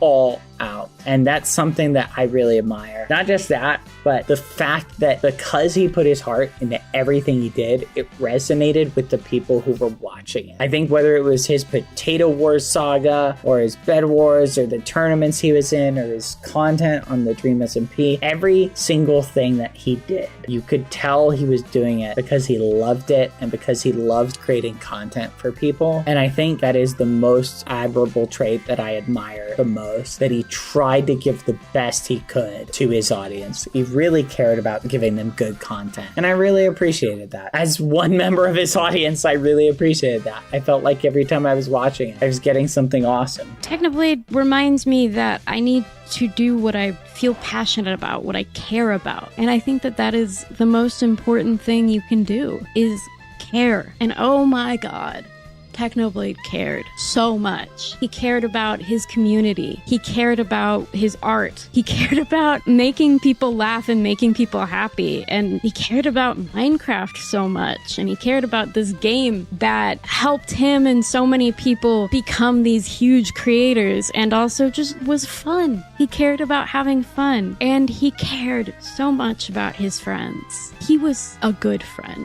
I can't say that enough. He was a very good friend. He listened to you. He was there for you. He was a little more quiet and subdued than his like persona, but he was one of the best friends I think you could ever ask for. And I am just forever grateful that I got to be his friend. It is one of the greatest honors of my life that I get to say Technoblade was my friend. And he was one of the best people I've ever met. So much so I got him tattooed on my arm. Be that. Now, I didn't learn this until I became friends with him, but the Techno you see in videos is the exact same way he is off camera. He was an authentic guy who made it to the top by being himself. Yeah, he played it up a bit for the camera, who doesn't? But he didn't put a mask on and pretend to be someone else when the camera was rolling. He was simply being himself. And another thing to add on to it, he didn't have all this high-end expensive tech. Dude had a single monitor and a Blue Yeti. So everyone out there complaining that they don't have the best setup to make videos, you don't need it, and this channel is proof. What's the most important thing I learned from Technoblade? How to farm potatoes really good. stupidly good to the point that it will never help anyone. But I do love that series. No, in on the real, on the low ski, I think what I learned, and I think what a lot of people learned, was how important it is to like laugh and joke around and have fun with it, even especially when things are like really bad, when things are just kind of shit. He showed us all that you can have what is a terrible situation and still laugh in the face of it, and to look that in the eyes and still keep that spirit about you. I think it was really, really special. And so I aspire to be like that as well. One of the most important things I learned from Technoblade was towards the end of his life. He had mentioned in a video that he had a cancer. And my first instinct was to go check on him and send him a message. And in that moment, I was just so shocked, because the video where he announces was just so full of humor and lightheartedness in the face of such a tragic situation. It was so incredible that he kept his spirits up even in the worst of news. That to me showed courage, showed personality, and showed what Technoblade was really, really made of. It's inspiring to see someone, even in the darkest of moments, keeping just incredible humor and just using that as a way to keep things lighthearted. It takes a lot in someone's personality to portray that level of strength. That stuck with me a lot. And I'm just so glad that before he passed, I was able to tell him how much I respected that, how much he inspired me, how much of an incredible person he was. What's the most important thing I learned from him? Do you know what? Quite an important one, really. In his last video, one of his last ones, when he'd been diagnosed with cancer, he said something, and I wrote it down, and I must reread it every couple of days, because I just think it's so meaningful. The viewers are saying to him, "Oh man, you gotta stop uploading, Techno, look after your health." And he goes, "Nah, this isn't about you, bro. This is about me. I enjoy this, man." And I mean, hearing that from someone who was at the end of their life, like, yeah, no, I love this, mate. I love this so much. I think it's such a beautiful sentiment, and it's something I've thought about so much. That really, really stuck with me. I think the most important thing that I've learned from him is that life is very valuable. I think Technoblade is genuinely, personally for me, my first loss, if that makes any sense. Like, I grew up being very lucky to not really like lose many people in my family or friends and whatnot. I don't think I've ever felt true grief, or at least grief to that extent, until I heard the news. And I remember on that day, it gave me a moment of reflection about my own life and how fragile life is, how quick it goes by, you know what I mean? It's very quick if you really think about it. It made me just really reflect on my own like existence. It gave me a moment of reflecting on my own health and how I've been operating and how I've been living. And once again, as I grow older and as I reflect more, I get to better appreciate the times that we had. And it just makes me happy to know that I was a part of his journey, you know, and he was a part of mine, and I think that's really cool. I think that means the world to me. Although I wish I got to like spend more time with him, I'm very grateful for every interaction that I've had with him, even if it's just a little, you know, reply on Twitter or something, and he's just like talking about potatoes or something, or bacon, and he did it. He hit 20 million. We were like joking about 10 million. Now he's doubling that. That is, he deserves it and more. I hope he gets to 100 million someday. I don't know if that's possible, but that's what I said at 10 million, so I don't know. But I'm very happy for you, Techno. If you're here right now, if you're just sitting right here, like behind the camera as a ghost or something, like, I'm so proud of you, dude. My relationship with Technoblade started as a fan of his. I started YouTube a long time after him as Dream, and because of that, I was a fan of him before I did YouTube. The first time that I ever interacted with Techno was before I started YouTube. I coded a parkour challenge for Skeppy's channel that Technoblade actually participated in, and in the video, he just kind of like ruined my parkour. He just like cheated and like went around the edges and found like every possible way to like cheat the system. Most people don't even know that I made that parkour, but that parkour was a pretty popular like Technoblade moment back then. But I made that parkour. I coded it. So Technoblade was even beating me back then before I even did YouTube. And it's funny because this is actually one of the videos that inspired me to follow through with my plan to do YouTube, because it was a video that I heavily contributed to. I coded it and made the parkour, and Skeppy uploaded it and it did well. And so I went, wow, what if I did it myself? He had a huge impact on a lot of people. A lot of people really loved his content. Watching his content was a great way to escape from whatever was happening in their own lives. I know I used it that way. He was just all around, he was just a great person. He just was a really genuine, down-to-earth, good guy. When I first started watching him, I was very late to the party, but it was just a few months before a bombshell got dropped into my life and I felt like everything was out of my control. But I'd be watching Technoblade and paying attention to what he was doing, and he just had this way of breaking down the situations in front of him. It felt like he never treated anything in front of him like a roadblock. Like when a door was shut or something didn't work out, he never saw it as something that prevented him from accomplishing whatever it was he was working towards. It was just an obstacle that could be not just circumvented, but like there were ways to use it. And he'd use them in ways that no one expected to propel himself forward. We saw it happen time and again in the potato war. And then another thing that comes to mind is like the slash top.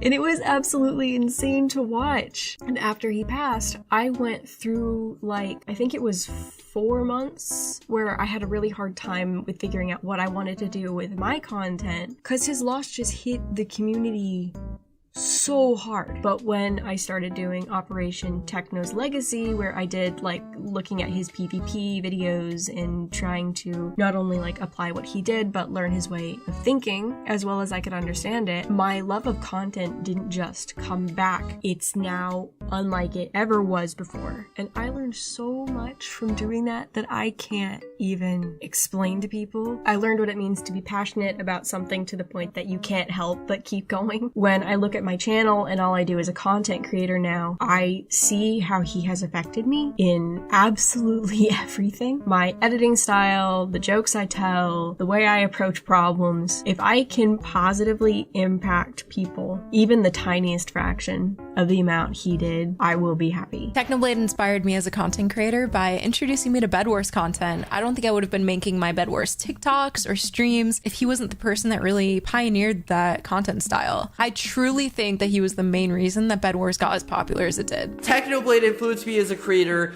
in quite a few ways, really. At one point, he made me think a lot in terms of strategy and just my entire approach. A few years back, I remember he did these YouTube ads, and I was like, what? Okay, there's no way that's gonna work. No one pays any attention to YouTube ads, surely. That's, no, not a good idea. So I thought it was pretty pointless, right? But guess what? It worked. It was probably the most efficient ad campaign I had ever seen, ever, in the history of YouTube. I'm not even joking when I say that. He gained so many subscribers from new people who saw those ads, so it just made me question everything. Because I remember he talked to me about it, and I was like, nah, that's not gonna work. And it was way, way before all the stuff that we know now about the YouTube algorithm and whatnot. Technoblade was cracking the YouTube algorithm before we had like any knowledgeable data at all. But he'd find it. I don't know, man. Technoblade influenced me a lot as a creator. So much. Wow. I remember a few years ago, I got to play Bed Wars with Techno. It's an opportunity a lot of people wish they could have had, and it was wasted on me, a guy who had never played Bed Wars until that very day. Now, luckily for me, my first day playing was also my first day winning a lot because I got to play with Techno. But he said something that day that I think I've carried with me every day. And only just recently did I realize it was wisdom that came from Technoblade. You see, we were talking about our names, and my name online is Ludwig, which is just my actual name. And I asked him where he got Technoblade. And he told me he stole it from somebody else when he was an 8-year-old. And I told him my first name ever was Luddy031. It's like a gamer tag that I used when I was 12. And he said, that's cool, and I should make it my channel URL. And at the time, my goal was to be a big YouTuber. You know, it's all I was ever focused on. Getting a video with a lot of views or a stream with a lot of views and being successful. And so I had basically set up everything to be in the best position possible for that to happen. Managing SEO, titles, thumbnails, ideas, clickbait, all that stuff was at the top of my mind. So when he said that, I thought it was a joke. I was like, nah, I made my channel name Ludwig Ogren so people could find me easier. I have my full legal name. Isn't it better to do something that's going to work better than the algorithm? And Techno, for as successful as a YouTuber as he was, never got too bogged down by the nerdy side of it. I think he was always focused on just making something really cool that people would like, that was authentic to him, and didn't worry too much about what the best thumbnail or title would be, or what the best YouTube URL would be so people could find your videos. And the way he phrased it is that it would be iconic. Do something for 12-year-old me, you know, as an adult man, by inserting this name that I created when I didn't know anything about who I would become or what I would be successful in doing, and recognizing that by making it a channel URL.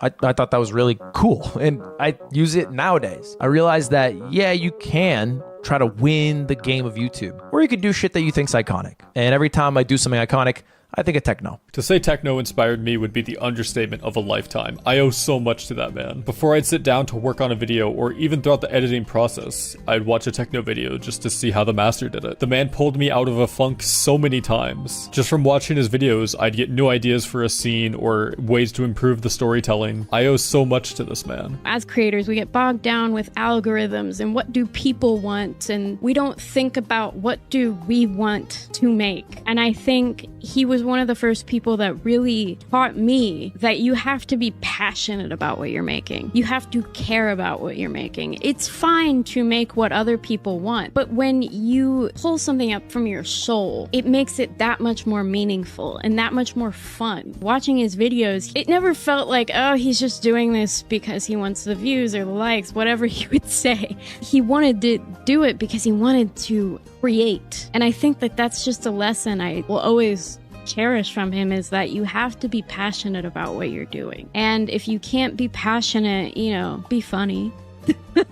What I took away from his videos, like the potato war or beating the game with a steering wheel, was that it doesn't actually matter how skilled you are at something. What matters is how much you actually love doing it. Techno was successful not just because he was skilled at the game, but he also just had a genuine love of playing it. And this is something that was very clear in his videos. And in my opinion, it's part of what made them so engaging in the first place. To be able to look at something in a different way than others requires passion and having fun, and you could feel those things watching his videos. I just remember growing up, like, wanting to be a full-time, like, video editor and whatnot, and I remember, like, my older videos, especially my Hypixel videos, I remember trying to make them super polished and really well edited, and then I'd go watch a Technoblade video, and it's, like, very light, raw editing, but the storytelling is so good. I think after watching a lot of Techno's videos, it made me realize how important storytelling is for content, but also it made me think, like, wow, like, Techno's actually really good at telling stories, and I think that's really cool. Techno has made me take YouTube so much more seriously in a way that's like, you know, obviously I'm just like grateful for the position, and after like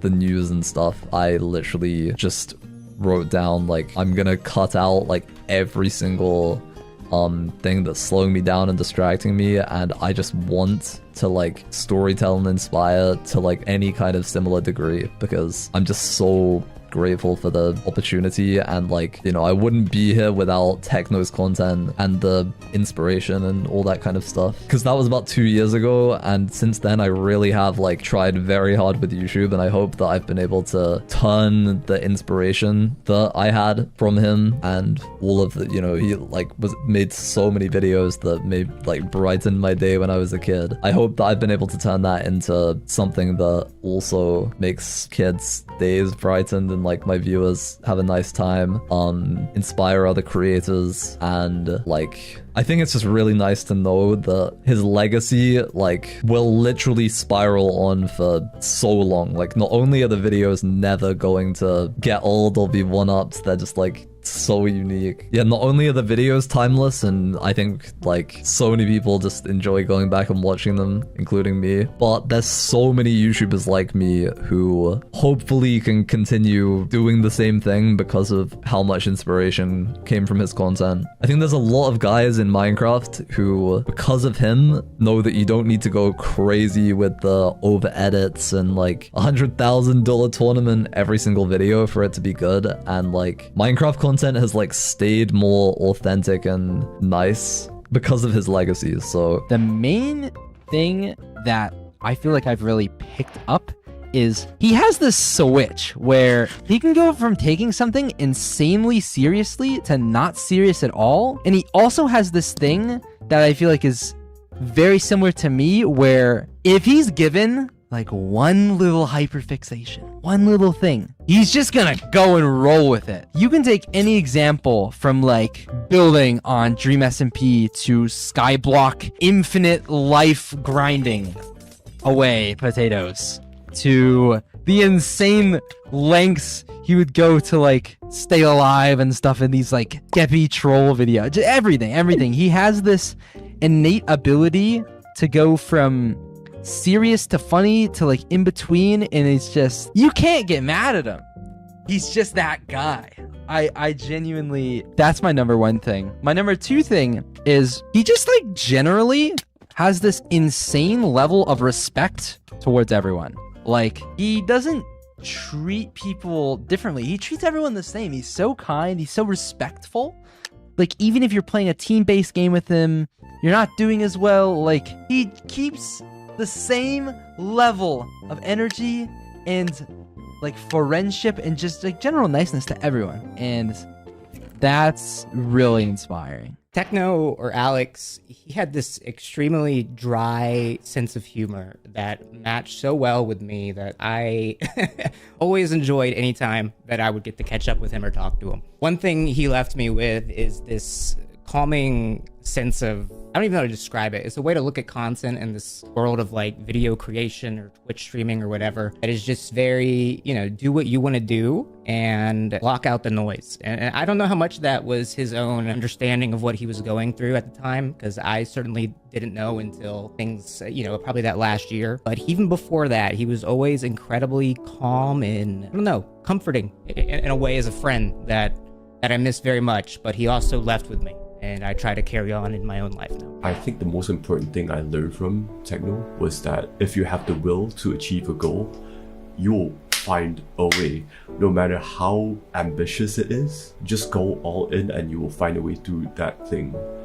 Hello, my name is Jillian, and I was one of Techno's stream and Discord mods. I could go on and on and on about how much he means to me, how much he's inspired me, and how profound it is to see the impact that he's had on both the Minecraft community and just the internet at large. But today, I just want to tell you my favorite Technoblade story. I found Technoblade's channel right around the time he posted his guide to Hypixel Skywars, which YouTube tells me was about 9 years ago. He had about 60 or 70k-ish subscribers at the time, you know, peak Skywars commentary era, and I immediately thought he was hilarious, but I also admired his skill at the game immensely. After all, I found him because I was desperately looking for someone to tell me how to improve my abysmal Skywars record. Good as the video was, it didn't work. Flash forward to almost a year later. I'm still a fan of his. It's Valentine's Day, and I'm following him on Twitter. I remember where I was so vividly. I was in my freshman year of high school's mandatory PE class, but for some reason, my coach had essentially given us the period off to do homework or play on our phones. So I'm sitting on my school's horrible gym bleachers, just scrolling through Twitter, when I see a tweet that Techno posted asking for last-minute Valentine's Day related Skywars thumbnails. And so, on my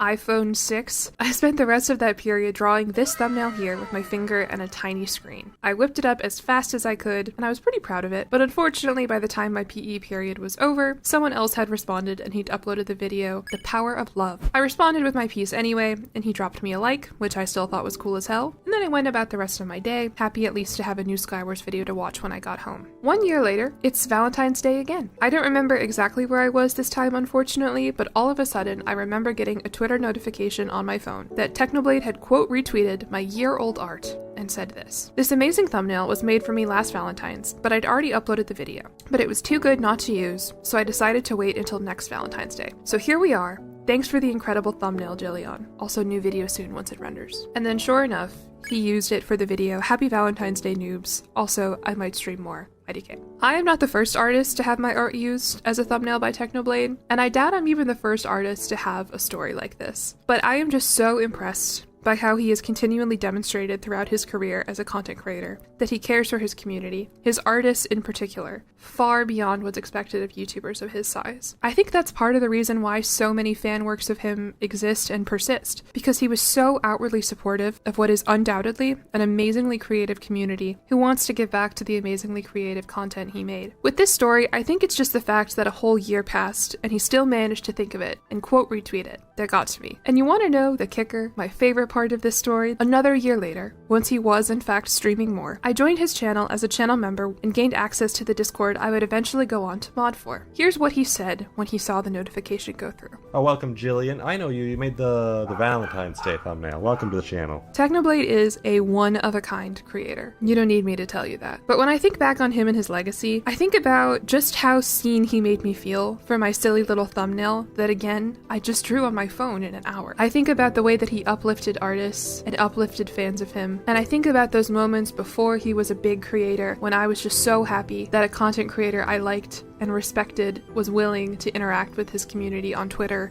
on Discord, and on YouTube. I miss him so much, but I'm very grateful to everyone who's helping to keep his memory alive. And I hope this story made you smile and reminded you of why he was such a prolific creator. Hi, my name is Amy the Mudkip, and I am the artist who drew the profile picture Technoblade uses on YouTube. I've been watching Techno since his Blitz survival games days over 10 years ago. Like so many others, I looked up to him, not just for his incredible skills, but also for his unique sense of humor. When I drew that artwork about 8 years ago, I never imagined that he would see it, let alone use it as his profile picture on YouTube. It really meant the world to me, knowing that something I created resonated with someone I admired so deeply. It gave me the confidence and motivation to keep creating and improving. Because of the love and support from both him and his amazing community, I found the courage to pursue art more seriously, and I still continue to pursue art as my dream career. I will always be incredibly grateful to Technoblade and to all of you for helping me make that possible. Thank you for everything. Hi, you haven't seen me before. I'm Technodad's editor. I've been editing for Technodad for over 2 years now. I edit for Technodad's YouTube channel, the One of Us Global Foundation, which is Technodad and Stacy's foundation. I helped film the PAX East vlog, and I'm help editing this video right now. 2 years ago, I was approached by a peer of mine asking if I wanted to help edit for a YouTube channel. At the time, I was trying to be a high school physics teacher, so I said no. But something spoke to me, and 5 minutes later, I let them know I changed my mind, and I was completely on board to help edit for the channel. And ever since then, I've been helping edit for Technodad. I've done a lot through the years, and I've also seen a lot. Between seeing all the Technoblade cosplayers at VidCon and TwitchCon, hearing some of my bosses talk about Techno and his impact on their content career, and even seeing some students at my university walking around the quad with Technoblade merch, it's all been a wild ride. And one of the things that I think about a lot is how big Techno's impact has been. I mean, you and I probably live worlds apart. We've lived completely different lives. You have had your experiences, and I've had mine. But you and I are in the same place right now, and that is with this video. And that's something that's crazy to me.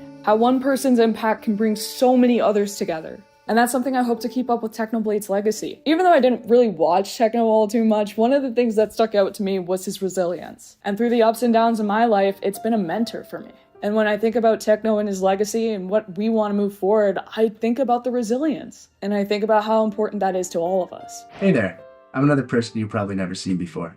I'm Technodad's tech guy, as well as the CTO of Technodad and Stacy's charitable organization, the One of Us Global Foundation. In 2023, I was approached by an old friend about developing a Minecraft event to celebrate Technoblade's legacy in the Minecraft community. As a longtime fan of Techno, my answer was an immediate yes. And although it was a little scuffed at the end, I'd like to think that a scuffed event would have made Techno proud and was an appropriate homage to his memory. Well, that and the $100,000 it ended up raising for charity. I never knew Technoblade personally, but I've been a longtime fan of his videos, dating all the way back to 2015. As a longtime Hypixel player, my favorites are his Blitz Survival and Bed Wars series. Coincidentally, we both even joined Hypixel for the first time on the exact same day, only hours apart. Little did I know that at the time I was in the presence of a legend. Seeing how much Techno's community has flourished over the years, even after his passing, really blows my mind. From the amazing fan art to the cosplayers at conventions and the countless tributes to his memory, it's amazing to see a community still so united. It's one that I'm happy and honored to be a part of. Hey there, I'm yet another person you've never met before. I'm a developer based in the United Kingdom who currently works directly for Technodad and Stacy, namely on their charity's website, the One of Us Global Foundation. In 2023, I was approached by a fellow developer and friend to work on an upcoming charity project in the name of the late Technoblade. As someone who has watched his videos for a while at that point, especially during the COVID lockdown, my answer was a quick and simple one. I'm happy to help. The event in the end raised over $100,000, something that myself and the team I worked with were extremely proud of, despite the total annihilation of any control and order during it, something that I know for a fact Techno would have enjoyed. To this very day, I've been watching Technoblade's content since 2016, usually as a source of background commentary to listen to while I did my homework or university work, or to just enjoy passing the time without eating dinner. As time went on, the community flourished around me, and still does to this very moment, day by day getting stronger yet. From the collaborations and the fan art, to the community events, and the pig rank on Hypixel, it was endless. It has and still is an honour to be a part of this community, and an even bigger honour to be one of many to carry his legacy forward. So Technoblade was my biggest hero, and around a year ago I was very fortunate to meet Mr. Technodad. I got to tell him all about these stories of how much of an impact his son made on my life. I've learned so much from Technoblade. He wasn't just a favourite YouTuber. He was an inspiration, not just to me, but to millions of people. His videos were so unique. His attitude and humour just made me feel like I could achieve anything. Being a Technoblade fan wasn't just like watching any other YouTuber. I felt so proud to be a fan of his. The Hypixel community worshipped Technoblade, and it melts my heart that I was able to be a part of that. It's not just me who was affected by him. There's millions of people that he has impacted so much, and he is beyond a legend. He is a hero. I used to go around my house when I was younger, yelling Technoblade quotes around to my family. And I remember going to the park all the time with Tom and just always talking about what Technoblade might be doing. And we were so inspired by him. So to have been in videos with him is an honour. There's nobody like Technoblade, nobody close to Technoblade. He's an absolute legend. Thank you, Technoblade. You brought me so much happiness, so much laughter, so much love. I can't believe he's almost at 20 mil, man. He'd be losing his shit. He'd be losing his fucking mind seeing that he's this close to 20 mil. I don't think I'll ever experience something quite like Techno and his community. Like, there's been things that have come close, but they're not the same, really. He was one of a kind, man. He really was. And even now, like with the people still supporting him and him getting this cameo in the Minecraft movie, stuff like that, it's just a testament to like how great he is, how great he still is. Like he truly never dies. Like people still love what he's done. It's amazing. Like it truly means a lot, just even as a friend of his, to see people still wanting to care about his craft and his influence on the world. It's really awesome. I never got the opportunity to meet Alex personally. Technoblade and I, we weren't really in the same Minecraft YouTuber circles, but I didn't need to know him personally to know what an amazing person he was. Like many of you, I'm sure, Techno was a beacon of light for my oldest daughter during a dark time in the pandemic. His positive energy and playfulness just emanated throughout his videos. He not only gave us something uplifting to watch, but also reminded us that joy was still possible to find. Knowing how much Technoblade has meant to so many of us, I was just overcome with joy to see his tribute during the Minecraft movie. Yeah, I'm so hyped that he hit 20 mil and he made it into the frickin' Minecraft movie, dude. That's so legendary. Legends never die, and congrats on 20 million, Techno. Congrats on 20 million subscribers. Congratulations on 20 mil, Techno. Congratulations on 20 million, Technoblade. Congratulations on 20 million, Techno. Congrats on 20 million subs, Techno. I can't think of anyone that deserved it more. Like, this, I think, is so much evidence for it. 10 million people have joined the channel, past, truly proving Technoblade never dies. Technoblade never dies, man. Technoblade never dies. Technoblade never dies. Technoblade never dies. Technoblade never dies. Technoblade never dies. Technoblade never dies. Technoblade never dies. Technoblade never dies. Technoblade never dies. Technoblade never dies. Technoblade never dies. Technoblade never dies. I don't have much else to say, so with that, I leave you in true Technoblade fashion. Subscribe to Technoblade, nerds! I could have done that better. I see the player you mean. Technoblade? Yes, take care. It has reached a higher level now. It can read our thoughts. That doesn't matter. It thinks we are part of the game. I like this player. It played well. It did not give up. It is reading our thoughts as though they were words on a screen. That is how it chooses to imagine many things when it is deep in the dream of a game. Words make a wonderful interface, very flexible, and less terrifying than staring at the reality behind the screen. They used to hear voices, before players could read. Back in the days when those who did not play called the players witches and warlocks, and players dreamed they flew through the air on sticks powered by demons. What did this player dream? This player dreamed of sunlight and trees, of fire and waters. It dreamed it created, and it dreamed it destroyed. It dreamed it hunted and was hunted. It dreamed of shelter. Ha! The original interface, 1 million years old, and it still works. But what true structure did this player create in the reality behind the screen? It worked with $1 million to sculpt a true world in a fold of the blah blah blah, and created a blah blah for blah blah and the blah. It cannot read that thought. No, it has not yet achieved the highest level. That it must achieve in the long dream of life, not the short dream of a game. Does it know that we love it? The universe is kind? Sometimes, through the noise of its thoughts, it hears the universe, yes. But there are times it is sad in the long dream. It creates worlds that have no summer, and it shivers under a black sun, and it takes its sad creation for reality. To cure it of its sorrow would destroy it. The sorrow is part of its own private task. We cannot interfere. Sometimes, when they are deep in dreams, I want to tell them they are building true worlds in reality. Sometimes I want to tell them of their importance in the universe. Sometimes, when they have not made a true connection in a while, I want to help them speak the word they fear. It reads our thoughts. Sometimes I do not care. Sometimes I wish to tell them this world you take for truth is really blah and blah. I wish to tell them that they are blah and the blah. They see so little of reality in their long dream, and yet they play the game. But it would be so easy to tell them. Too strong for this dream. To tell them how to live is to prevent them living. I will not tell the player how to live. The player is growing restless. I will tell the player a story, but not the truth.